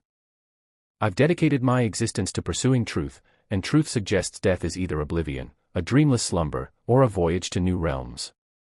Should it be nothingness, that is a boon, a liberation from earthly burdens and anxieties? Should it be a passage, that is a journey where I might engage in discourse with Homer, Hesiod, all the great minds of ages past? Tell me, what menace resides in such a prospect? Crito, his steadfast friend, the most visibly distraught amongst them, wrung his hands. But Socrates, to lose you from Athens, when escape is so readily attainable. The guards are susceptible to bribery, the resources available. Why embrace this gratuitous self-sacrifice? Socrates fixed Crito with an unwavering gaze. Gratuitous, Crito? Or ordained? I have lived according to certain tenets. To forsake them now, to abscond like a common criminal, would be to betray the very essence of my being.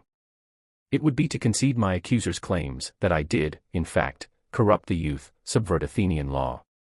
And that, my friend, is a concession I cannot afford. Better to perish upholding truth than to exist entwined in falsehood. He paused, his gaze encompassing the faces of his students. Each reflected profound sorrow, a palpable weight within the confined space. Eschcrates, usually so poised, dabbed at his eyes with his cloak's edge. Cebes, brow deeply etched in thought, gnawed at his lip. But tell me, Socrates continued, his tone softening, are you certain death is terminus? Might not the soul, that intangible essence that animates us, persist beyond the body's demise? A silence fell. This topic was well trodden, debated endlessly in the Lyceum and Academy. But now, on the cusp of Socrates' execution, the question assumed a novel, profound importance. Consider, Socrates pressed, leaning forward, the cycle inherent in nature. Day follows night, summer succeeds winter. Life blooms from death, and death yields to fresh life. Is it not tenable that the soul, too, undergoes such transformation? That it is freed from the corporal prison and returns to its wellspring, the domain of pure forms? Simmias, the perpetual skeptic, interjected. But Socrates, how can we ascertain this as fact? How can we establish the soul's immortality? Socrates smiled gently. Establish? Perhaps we cannot. But we can reason, speculate, strive to comprehend reality's contours. And if we proceed with candor and diligence, perhaps we may glimpse truth, even if we cannot fully contain it. He then embarked on a well-known line of reasoning, familiar to his listeners, yet imbued with a unique pathos. He spoke of the forms, those pristine, immutable archetypes dwelling beyond sensory grasp. He contended that the soul, by its very nature, shared kinship with those forms, being likewise eternal and unchanging. As he spoke, the cell's illumination modulated, deepening shadows that danced, distorted, upon the walls. The air thickened with weighty contemplation, the unspoken dread of the unknown. Crito, unable to contain his anguish, burst into loud sobs. Socrates, how can we endure your absence? You are the most sagacious, benevolent, and just man I've ever known. How will we navigate without your guidance? Socrates reached out, taking Crito's hand in his touch surprisingly firm. Do not grieve for me, Crito. Reserve your grief for those who select ignorance over comprehension, injustice over righteousness. Grieve for those shackled by prejudice and apprehension. As for yourselves, my friends, persist in the pursuit of truth, irrespective of its destination.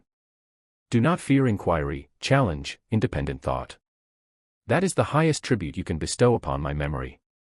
He paused, his gaze sweeping the assembly once again. Remember the allegory of the cave, my friends. Resist the inclination to linger in shadows, mistaking reflections for genuine forms. Endeavor to ascend into light, to perceive the world's true nature. And having done so, do not neglect those who remain in darkness. Re-enter the cave, strive to guide them out, even amidst resistance, mockery, attempts to pull you back. The day aged, the conversation meandered through philosophical intricacies and personal memories. Socrates discoursed on justice, virtue, the primacy of a life guided by reason and morality. He recounted tales from his past, encounters with politicians, poets, and artisans, each a lesson veiled in narrative. As evening descended, the prison warden entered, bearing a small earthenware cup. A tangible dread permeated the atmosphere. The hour has arrived, Socrates, the warden intoned, his voice grave. The 11 have dispatched the hemlock. Socrates glanced at the cup, then back at his students. His demeanor was calm, serene. So, he murmured, a hint of a smile on his lips, the Odyssey commences. He accepted the cup from the warden, raising it as if in salute. To truth, he declared, his voice unwavering. May it triumph. He emptied the cup in one prolonged draught. A surge of nausea followed, then a creeping numbness that spread through his body. He reclined on the cot, as directed, and waited. His students formed a circle around him, their expressions carved with anguish and fear. They watched as his respiration shallowed, his skin paled, the light slowly extinguished from his eyes. Crito, unable to bear witness any longer, turned away weeping. Socrates turned towards Crito, his voice a faint whisper. Crito, he murmured, do not forget to offer a cock to Asclepius. Crito looked up, perplexed. A cock, Socrates. Why? Socrates smiled faintly. Because, he answered, I am indebted to Asclepius. I have been cured of life's affliction. His eyes closed, his breathing ceased. The silence was profound. Socrates was gone. But within the hearts and minds of his students, his words, his philosophy, his unwavering allegiance to truth, persisted. The sleep of Socrates had begun, yet the seeds of his wisdom were sown, destined to burgeon for generations. The hemlock had stilled his voice, but it had also amplified his message, transforming him from mortal to myth, an emblem of reason's lasting power and the relentless quest for truth. The fear of knowledge claimed its victim, yet that very act, paradoxically, ensured knowledge's immortality. The last farewell. The stone floor's icy touch crept through Socrates' worn sandals, a starkly different chill from the dread emanating from those around him. Execution morning had arrived. Sunlight, strained and feeble, barely pierced the high, barred window, as if reluctant to witness the impending tragedy. Crito, huddled and despondent, concealed his face. Plato, typically a picture of composure, paced with restless energy, his brow a landscape of concern. The others formed a mournful collective, their hushed whispers a low counterpoint to the profound stillness Socrates fostered within. All night, he'd scrutinized his arguments, solidifying their logic, preparing his soul for a dignified departure. The cell door groaned open, a sound that echoed the finality of the moment. The jailer, hardened by years of witnessing despair, avoided eye contact. "Xanthippes here," he mumbled, his voice roughened by poorly concealed discomfort. Socrates acknowledged him with a nod, a familiar pang in his chest. He loved Xanthippe, their relationship a complex tapestry woven with affection and sharp-tongued exchanges. Beneath her prickly exterior resided fierce devotion and an unconventional tenderness. He'd softened the truth of his end for her, unwilling to burden her with his philosophical acceptance. Xanthippe burst into the room, a whirlwind of anguish and indignation. His 3 sons clung to her, their faces stained with tears and confusion. Lamprocles, the eldest, feigned bravery, though a telltale tremor betrayed his lip. Sophroniscus, the middle child, simply stared, trying to memorize every detail of his father. Menexenus, the youngest, wailed inconsolably, reaching for Socrates. "Socrates!" Xanthippe's voice cracked with emotion. She lunged toward him, a desperate embrace that stole his breath. "They're taking you. They're really taking you away." Gently, he disentangled himself, his touch infused with compassion. "Xanthippe," he murmured, "please, not like this." Her eyes, red and swollen, blazed at him. "Not like this. How should it be, then, Socrates? Should I throw a celebratory feast? Should I thank the gods for relieving me of your relentless questioning?" He sighed, accustomed to the sting of her words. "You know that's not what I mean." "Then tell me, Socrates. Enlighten me. Explain how I am meant to live without you, without your maddening logic and your infuriating serenity." She gesticulated wildly towards their children. "What of them? Who will guide them? Who will teach them what it means to be good?" He knelt, meeting his son's gaze. Scooping Menexenus into his arms, he held him tight. "Lamprocles," he said, his voice firm yet gentle, "you must be strong for your mother and brothers. Teach them what I've taught you, to seek truth, to question everything, to live virtuously." Turning to Sophroniscus, his eyes shone with love. "Sophroniscus, my son, remember that true wisdom lies in acknowledging the vastness of our ignorance." Rising, he faced Xanthippe once more. He framed her face with his hands, gently wiping away her tears with his thumbs.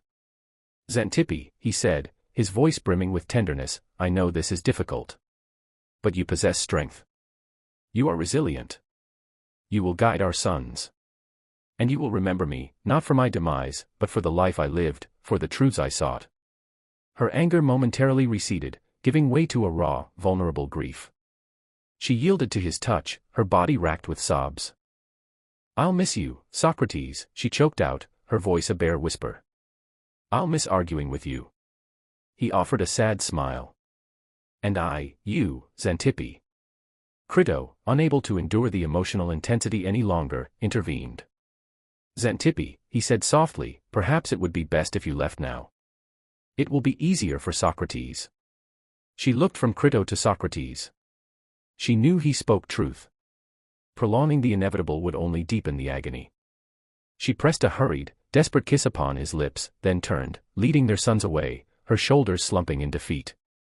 Menexenus's cries persisted, echoing through the stone passage. As their footsteps faded into silence, Socrates turned toward his students. The air crackled with unexpressed emotion. "My friends," he announced, his voice calm and unwavering, "the moment has arrived." A new wave of sorrow broke over the assembly. Some wept openly, others stared in disbelief. "Socrates," Plato implored, his voice thick with unshed tears, "is there truly no other path? Can we not offer a bribe? Can we not appeal to the populace?" Socrates shook his head. No, Plato. I have weighed all possibilities. But I cannot compromise my principles. I cannot betray the truth. To do so would constitute a far graver death than the one that awaits me. He approached each student, embracing them in farewell. He held each close, offering solace and encouragement. To Crito, he said, remember our dialogues, Crito. Question all. Pursue justice. Live honorably. To Phaedo, he said, record our conversations, Phaedo. Preserve the truth. Share it with the world. To Apollodorus, who sobbed uncontrollably, he said, do not despair so, Apollodorus. Celebrate the life, not the departure. He turned to Aristodemus, who stood in silence, his face ashen. Aristodemus, Socrates spoke gently, do not allow fear to obscure your judgment.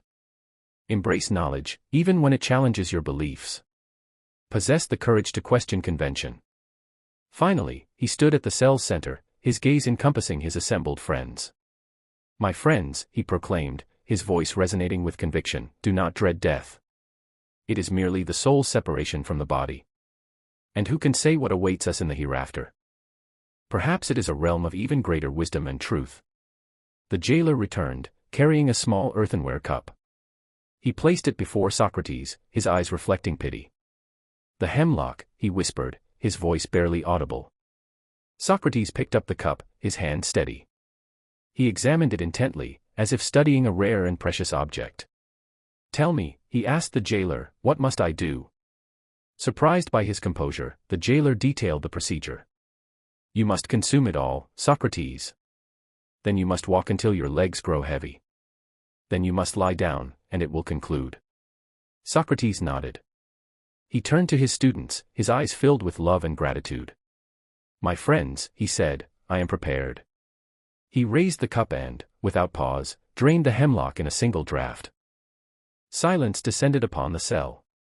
Socrates returned the empty vessel to the jailer, who retreated to the corner, his face averted. Socrates began to walk, his steps measured and deliberate.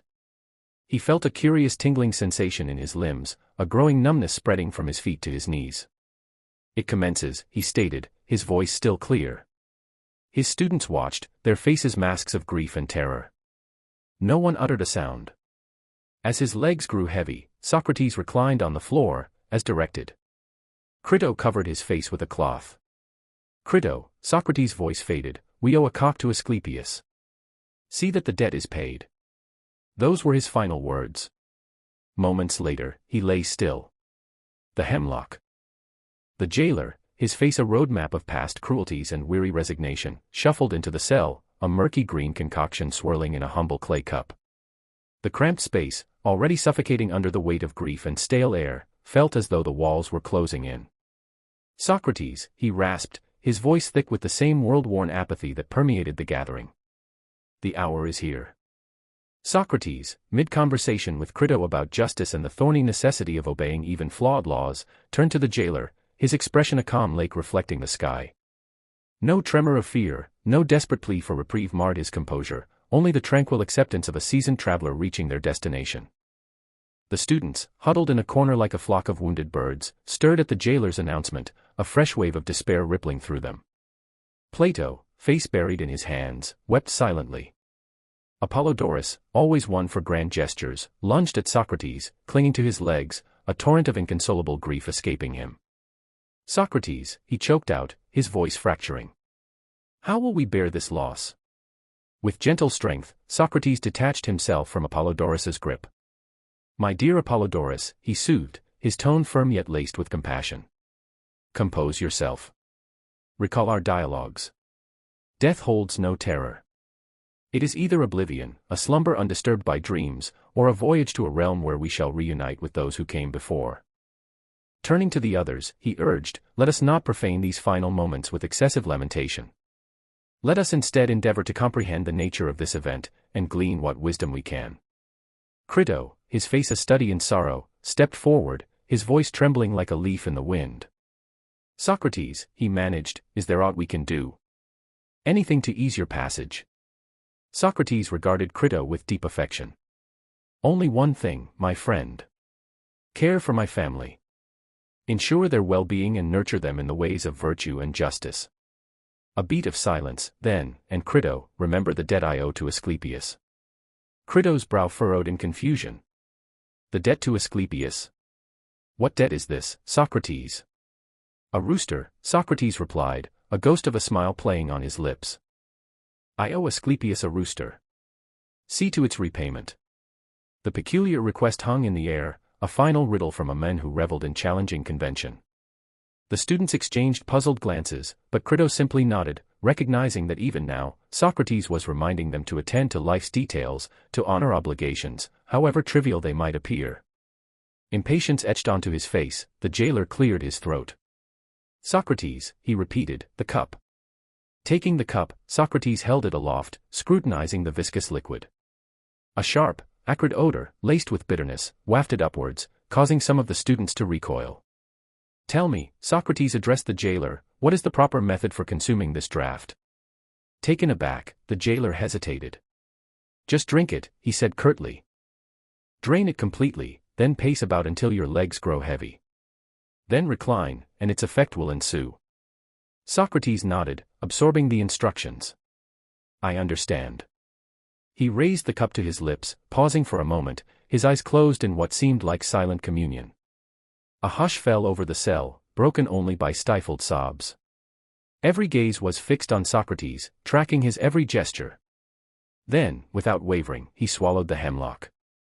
A collective gasp rippled through the room. Some averted their eyes, unable to witness the act. Others stared, transfixed by horror, their features twisted with anguish. The ensuing silence was even more profound, heavy with anticipation. Socrates lowered the empty cup, returning it to the jailer. He began to pace the confined space, as instructed, his movements measured and deliberate, as though attempting to savor these final breaths. The poison began its work. His legs grew leaden, his gait faltering. He stumbled slightly, regaining his balance quickly. I believe the moment has arrived, he announced to Crito, his voice slightly blurred. I believe I should recline. Crito guided Socrates to a cot in the corner, helping him to lie down and covering him with a blanket. The students gathered around, their faces masks of grief and disbelief. Socrates lay supine, his eyes shut, his breathing shallow and strained. Crito reached out and gently closed Socrates' eyelids. He is cold, Crito whispered, barely audible. He touched Socrates' feet and legs. The numbness ascends. Minutes stretched into an eternity. The students remained huddled around the cot, their shared sorrow a palpable entity within the close quarters. Then, a stir. Socrates opened his eyes, focusing on Crito.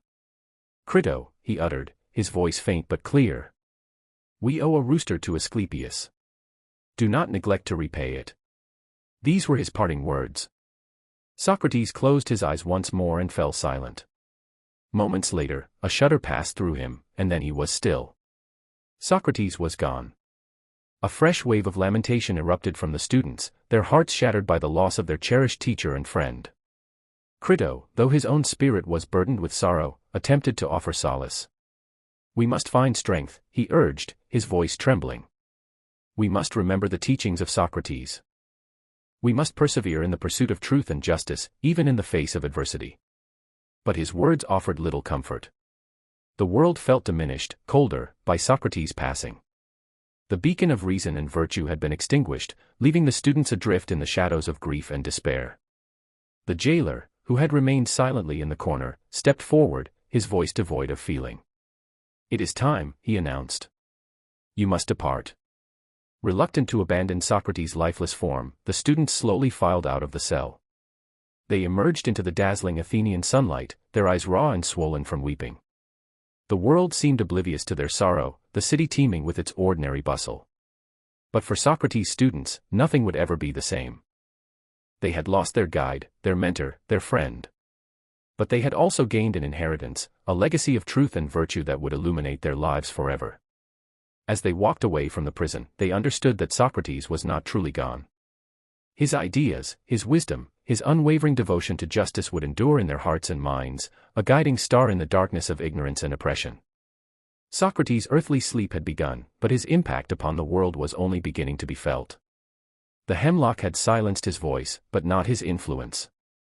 A legacy of courage. Ariston perched on the time-worn stone bench, the sinking sun painting elongated shadows across the courtyard tiles. Stillness hung in the air, perfumed by jasmine and haunted by the recent tragedy. He watched Elias, a man whose face mapped a lifetime of experience, his gaze a bottomless well of understanding that both settled and unnerved him. So, Ariston murmured, Theron witnessed everything. Elias offered a deliberate nod. He did. Though honorable, Theron errs on the side of practicality. Socrates' demise weighs heavily on him.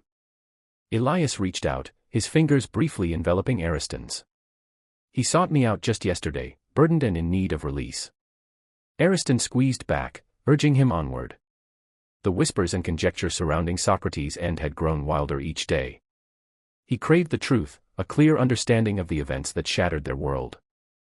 He recounted, Elias began, his voice measured and solemn, the days after the trial as a disorienting haze of disbelief.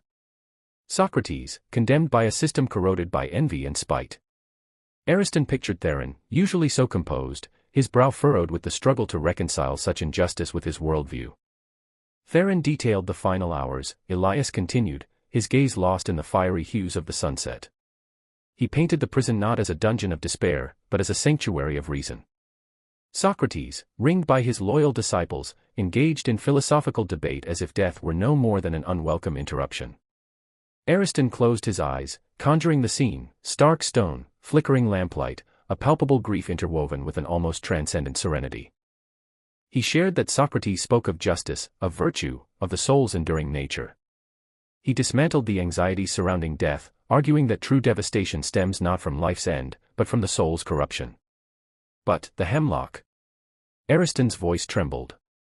How could he meet it with such calmness? Elias sighed, a sound that carried the weight of ages. Therein lies Socrates' greatness, my boy. He posited that a just man holds no fear of death, envisioning it as either oblivion, a dreamless slumber, or a passage to another realm where he'd commune with history's great minds. A profound sadness clouded his eyes. This troubled Theron most, I believe. A man of action, he seeks concrete solutions. Embracing death, viewing it as a philosophical exercise, felt alien to him. He then said, Elias continued, shifting his tone to echo Theron's earnestness, I couldn't grasp it, Elias. He spoke of settling a debt to Asclepius, as though dying were a remedy. It felt eerie, as if he felt no true fear. Elias paused, and Ariston held his breath, waiting. Theron's narrative halted there, Elias resumed, and I noticed a tear shimmering in his eye. He continued, again embodying Theron, the executioner arrived, a somber figure veiled in shadow. He presented Socrates with the cup, and Socrates received it without falter. He drank, calmly, deliberately, as if savoring fine wine. Ariston shuddered, the imagined bitterness of the poison searing his throat. Elias squeezed his hand again. Socrates then reclined, Elias recounted, still channeling Theron, as instructed. He awaited the poison's work. His legs grew leaden, then numb. His body trembled. Yet, even then, he remained lucid, conversing with his students, offering solace and encouragement. Crito inquired, Elias pursued, if he harbored any final requests. Socrates simply replied, Crito, I owe a rooster to Asclepius, see that the debt is paid. And then, he was gone. Theron, Elias explained, had been profoundly shaken by those last words. The seemingly inconsequential request, spoken at death's door, haunted him with its cryptic weight. He struggled to decipher it. Ariston looked at his grandfather, a blend of sorrow and reverence in his gaze. And Theron, what was his assessment of Socrates' decision? Elias sighed. Theron is a pragmatist, Ariston. He believes in tangible action, in actively fighting injustice. He wrestled with Socrates' acceptance of his fate, juxtaposing it against his own impulse to resist. Elias paused, carefully choosing his words. He questioned me, was it just, Elias, for him to yield to their judgment? Couldn't he have fled, sought exile? Would his continued teachings and inspiration not have served a greater purpose? Ariston leaned in, his heart drumming against his ribs. And what was your reply, grandfather? Elias met his gaze, his eyes brimming with unshakable conviction. I explained that Socrates' choice wasn't submission, but principle. He believed that the laws, even when flawed, deserve respect. To flout them would undermine the very foundations of society. But, to die for a principle? Ariston questioned, doubt lacing his voice. Isn't that excessive? Elias shook his head. No, Ariston. It is the zenith of courage. Socrates deemed virtue paramount, even above life itself. He chose death over compromising his integrity, over betraying his truth. He paused, his gaze fixed on the horizon's edge. His death, though tragic, was not futile. It broadcast a powerful message, that ideas carry weight, that truth holds value, and that one must champion their convictions, even facing mortality. Elias returned his gaze to Ariston, his eyes alight with fervor. Socrates' legacy isn't one of defeat, but of valor. He demonstrated that a life of purpose and rectitude is attainable, even within a world rife with injustice and ignorance. But what comes next? Ariston asked, his voice laced with anxiety. Will his teachings fade? Will his death silence his voice?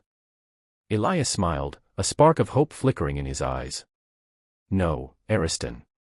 Socrates' words will endure, carried by those touched by his wisdom.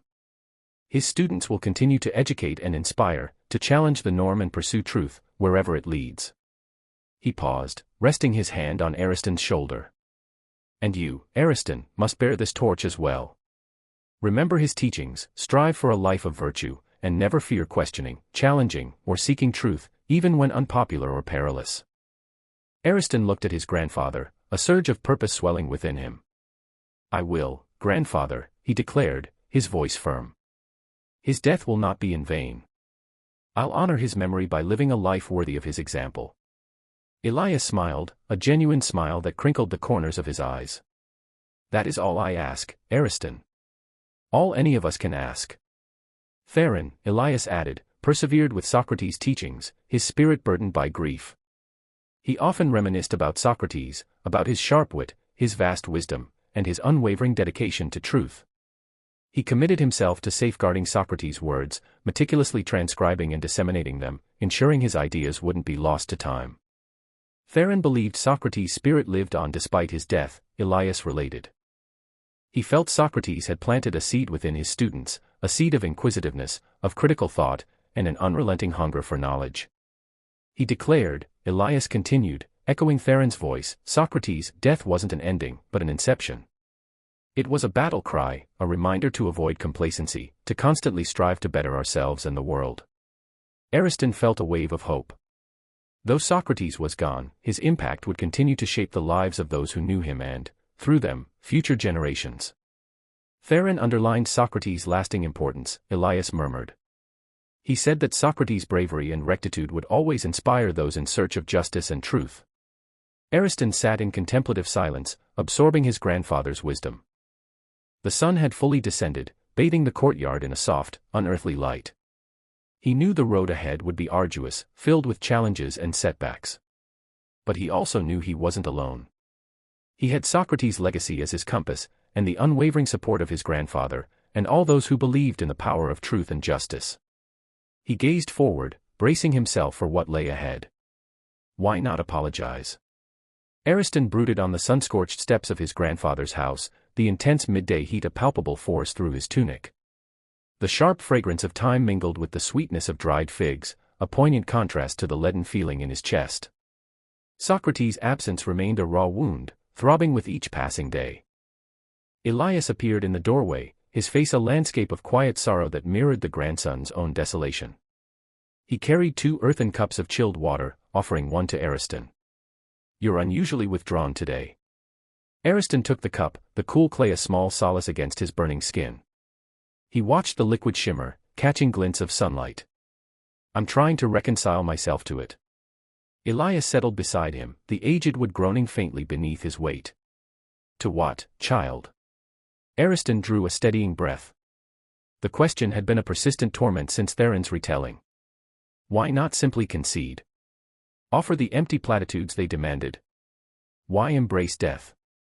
The ensuing silence resonated, broken only by the drone of cicadas hidden within the nearby olive grove. Elias considered the distant hills before responding. That question has echoed through many minds, Ariston. And one that Theron, I wager, continues to wrestle with. He does, Ariston affirmed. He reveres Socrates, yet cannot fathom why he wouldn't seek refuge. Elias gave a slow nod. Theron is grounded in practicality. He understands the mechanics of action and reaction, of cause and effect. Socrates possessed a different perspective entirely. But surely, Ariston insisted, a life dedicated to instruction, guiding others toward enlightenment, holds greater worth than making a final, defiant gesture. A calculation many would undertake, and a sensible one, at that. However, Socrates' values lay elsewhere. Truth was not a mere instrument to be wielded, a currency for exchange. It was the very bedrock of existence, the cornerstone upon which a just and honorable life was erected. To compromise that truth, to utter a false retraction, would have been to disavow everything for which he stood. He paused, sipping the water. In vision, he resumed, his voice gentle yet resolute, a sculptor who has poured his life into crafting beauty, into liberating the concealed forms within the marble. Would he then willingly desecrate his creation merely to appease those who find its form disquieting? Would he repudiate the very tenets of his art? No, Ariston admitted. But a sculpture is not a human life. Indeed. However, for Socrates, truth was as indispensable as the very air he breathed. To renounce it would have been a form of spiritual suicide, a severance of his innermost self. He maintained that a life devoid of integrity, lacking unwavering devotion to truth, was fundamentally worthless. But what purpose does truth serve in the grave? Ariston challenged, a note of frustration creeping into his tone. How can his teachings endure, his inspiration persist, if he is forever silenced? He is far from silent, Ariston. Observe. We are discussing him, scrutinizing him, grappling with the implications of his choice. His teachings endure, etched into our very souls. And his demise is not an ending, but a genesis. It stands as a monument to the power of conviction, a beacon to illuminate the way for generations yet unborn. Ariston remained quiet, struggling to reconcile his sorrow with his grandfather's reasoning. He grasped the concept of integrity, of adhering to one's principles. But the sheer immensity of Socrates' sacrifice left him reeling. Elias placed a comforting hand on Ariston's shoulder. Consider this, Ariston. Socrates was indicted for impiety, for leading the youth astray. What meaning would an apology convey? It would be tantamount to an admission of guilt, a validation of the spurious charges leveled against him. It would legitimize the very forces that sought to suppress his voice. And perhaps more significantly, it would erode the faith of his followers, those whose lives had been transformed by his wisdom. So he died to refute their claims. Not merely to refute them, but to illustrate the unyielding importance of virtue. He demonstrated, for them and for us, that truth possesses value exceeding life itself. That some principles remain inviolable. That the apprehension of death should not dictate our choices. Ariston closed his eyes, conjuring the image of Socrates standing before the Athenian court, his voice calm and unwavering, his gaze resolute and fearless. He envisioned Theron, his face a study in conflicted emotions, watching Socrates refuse to betray his convictions. He imagined the hemlock, the gradual, agonizing cessation. The vision sent tremors through him. How could anyone face such a fate with such composure? Theron said he was serene. Resigned. He was, Elias confirmed. He had cultivated a life of deep contemplation, of rigorous self-examination. He had confronted his own mortality and achieved a measure of acceptance. He understood that death is an inescapable reality, and he believed that an honorable death held greater value than a life lived in fear and surrender. Ariston opened his eyes, a nascent understanding taking root within him. Socrates hadn't merely surrendered to death, he had chosen a specific form of death. A death that harmonized with his life, a death that affirmed his core values. He wasn't afraid, Ariston murmured. Not of death itself, Elias agreed. He was, perhaps, afraid of betraying his own truth. And that, Ariston, is a fear worth nurturing. The sun intensified, the atmosphere thick with the heavy scent of summer. Yet, within Ariston, a seed of resolve began to germinate. He still grieved Socrates' loss, he still struggled to fully comprehend the depth of his sacrifice. But he also felt a renewed sense of purpose, a fervent desire to honor Socrates' legacy by embracing a life of integrity, by pursuing truth and justice with steadfast devotion. He turned to his grandfather, his eyes reflecting a newfound determination. What now? Elias smiled, a flicker of pride illuminating his eyes. Now, Ariston, we continue to learn. We continue to question.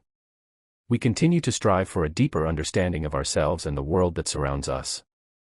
We sustain the conversation that Socrates initiated, ensuring that his voice is never truly extinguished. Ariston nodded, the water in his cup now tepid. He recognized that the path ahead would be arduous and challenging, that moments of doubt and temptation would inevitably arise. But he also knew that Socrates' example would serve as a perpetual guide, a constant reminder that truth and virtue are worth fighting for, even until the very end. He rose to his feet, the weight of his sorrow still present, yet now tempered by a sense of purpose. I understand, he declared, his voice regaining its strength. I understand why he refused to concede. Elias stood beside him, his hand resting reassuringly on Ariston's shoulder. Then let us proceed, Ariston.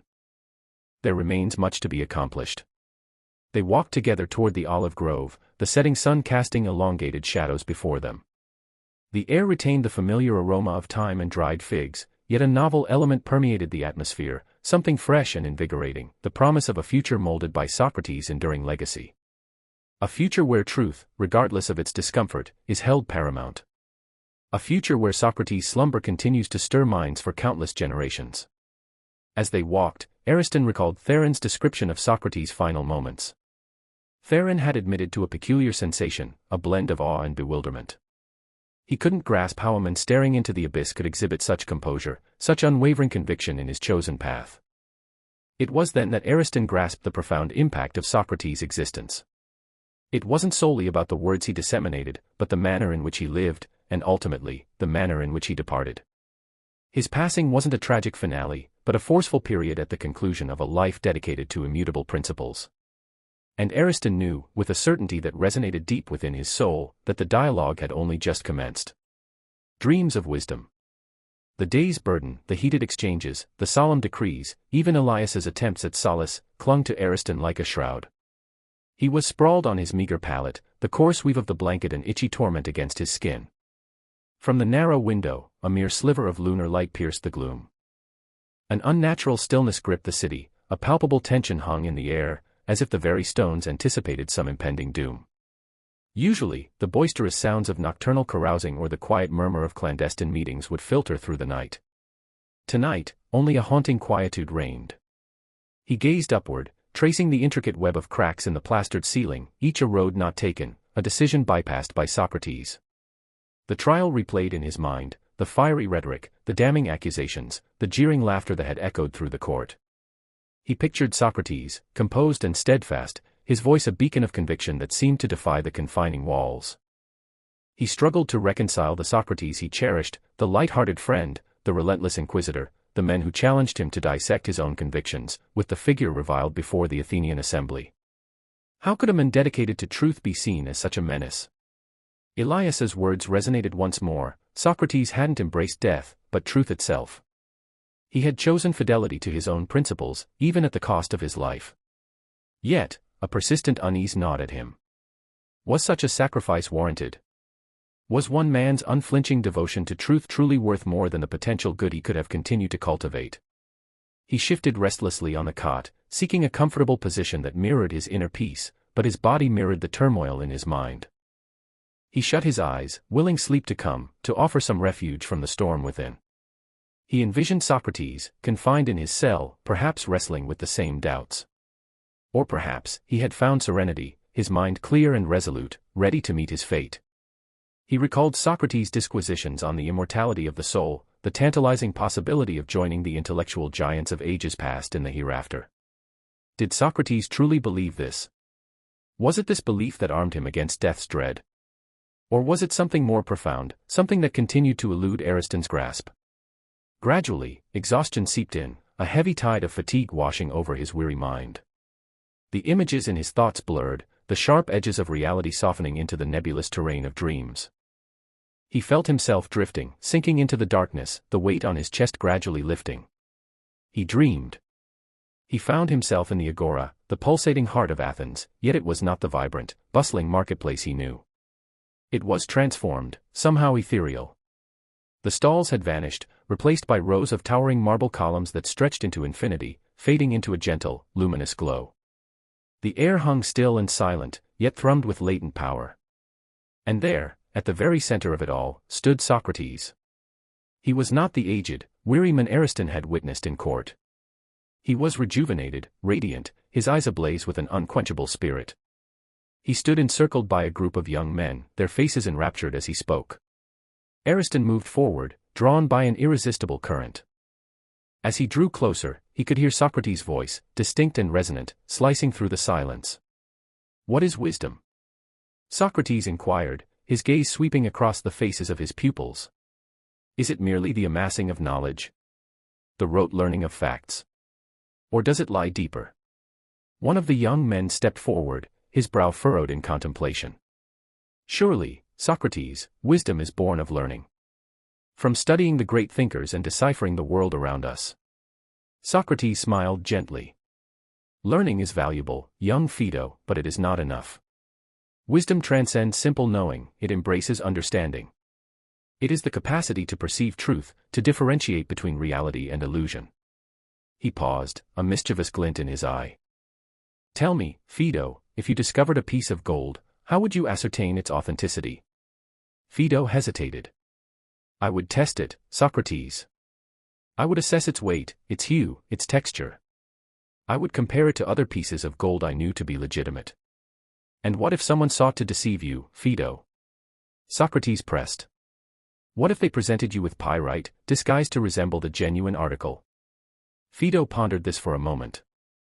"Then I would need to exercise even greater caution, Socrates.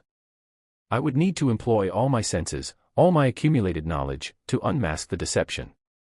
"Precisely," Socrates exclaimed. "And so it is with all things, Phaedo. The world teems with deceptions, with fallacies and misleading appearances. To uncover truth, we must maintain vigilance. We must question everything, scrutinize everything, and never shy away from challenging established beliefs." Another young man spoke up, his voice laced with apprehension. "But Socrates, if we cast doubt on all things, how can we ever attain certainty? How can we ever find solid footing?" Socrates turned to him, his expression grave. "Certainty is a treacherous snare, young Glaucon. It fosters complacency and obstructs the pursuit of further insight. It is far better to embrace the unknown, to concede the limitations of our comprehension, and to persevere in the quest for truth, even if it forever remains beyond our grasp." He gestured towards the rows of columns that stretched into the distance. "The path to wisdom is a long and demanding one. It is a journey without end, but it is a journey worth embracing, for it is only through this process that we truly live." Ariston listened, mesmerized by Socrates' words. He began to grasp what Elias had been trying to convey. Socrates hadn't simply sought knowledge, he had thirsted for understanding. He had pursued truth not merely for personal enlightenment, but for the benefit of all humanity. And that, Ariston now understood, was the reason he had been willing to face death. He comprehended that truth possessed a value exceeding even the preciousness of life itself. That to betray one's principles, to renounce one's devotion to truth, was a form of spiritual self-destruction. He observed as Socrates continued his discourse, his voice brimming with fervor and conviction. He witnessed the faces of the young men, their eyes shining with inspiration. He knew then that Socrates' legacy would endure, not only in the words he had uttered, but in the minds and hearts of those he had touched. A profound sense of tranquility washed over him, a clarity that had eluded him throughout the day. He realized that Socrates' death was undeniably a tragedy, but it was also a triumph of the human spirit, a testament to the enduring power of truth. The dream began to dissipate, the golden radiance fading, the voices growing fainter. He felt himself receding, back into the embrace of darkness, but this time, the darkness held no oppression or fear. It was serene, comforting. As he sank deeper into slumber, he heard Socrates' voice one final time, echoing within his mind, "Know thyself." Ariston awoke with a jolt. The sliver of moonlight still streamed through the window, but the city outside was no longer hushed. He could discern the faint echoes of activity, the whisper of leaves, the distant baying of a dog. He sat up on the cot, his mind sharp and focused. The dream remained vivid in his memory, the image of Socrates in the agora, surrounded by his students, expounding on wisdom and truth. He understood now. He grasped the motivation behind Socrates' choice to face death. He grasped the significance of his unwavering commitment to his convictions. And he understood that Socrates' legacy would endure, inspiring generations to come to seek truth, to challenge everything, and to never be cowed by the status quo. He rose from the cot, imbued with a newfound resolve. He knew that the coming days would be arduous, that the grief and resentment would persist. But he also felt a profound sense of responsibility to carry forth Socrates' work, to continue the quest for wisdom, and to ensure that his voice would never be silenced. He walked to the window and gazed out at the city. The initial brushstrokes of dawn were beginning to paint the sky with vibrant hues of rose and tangerine. A fresh day was breaking, a day fraught with uncertainties and trials, but also a day pregnant with possibility. He inhaled deeply, filling his lungs with the crisp morning air. He was ready. He was prepared to face whatever the future held, armed with the wisdom of Socrates and an unshakable dedication to truth. He would not allow Socrates' death to be in vain. He would ensure that his legacy lived on, inspiring others to seek understanding, to question assumptions, and to strive for a better world.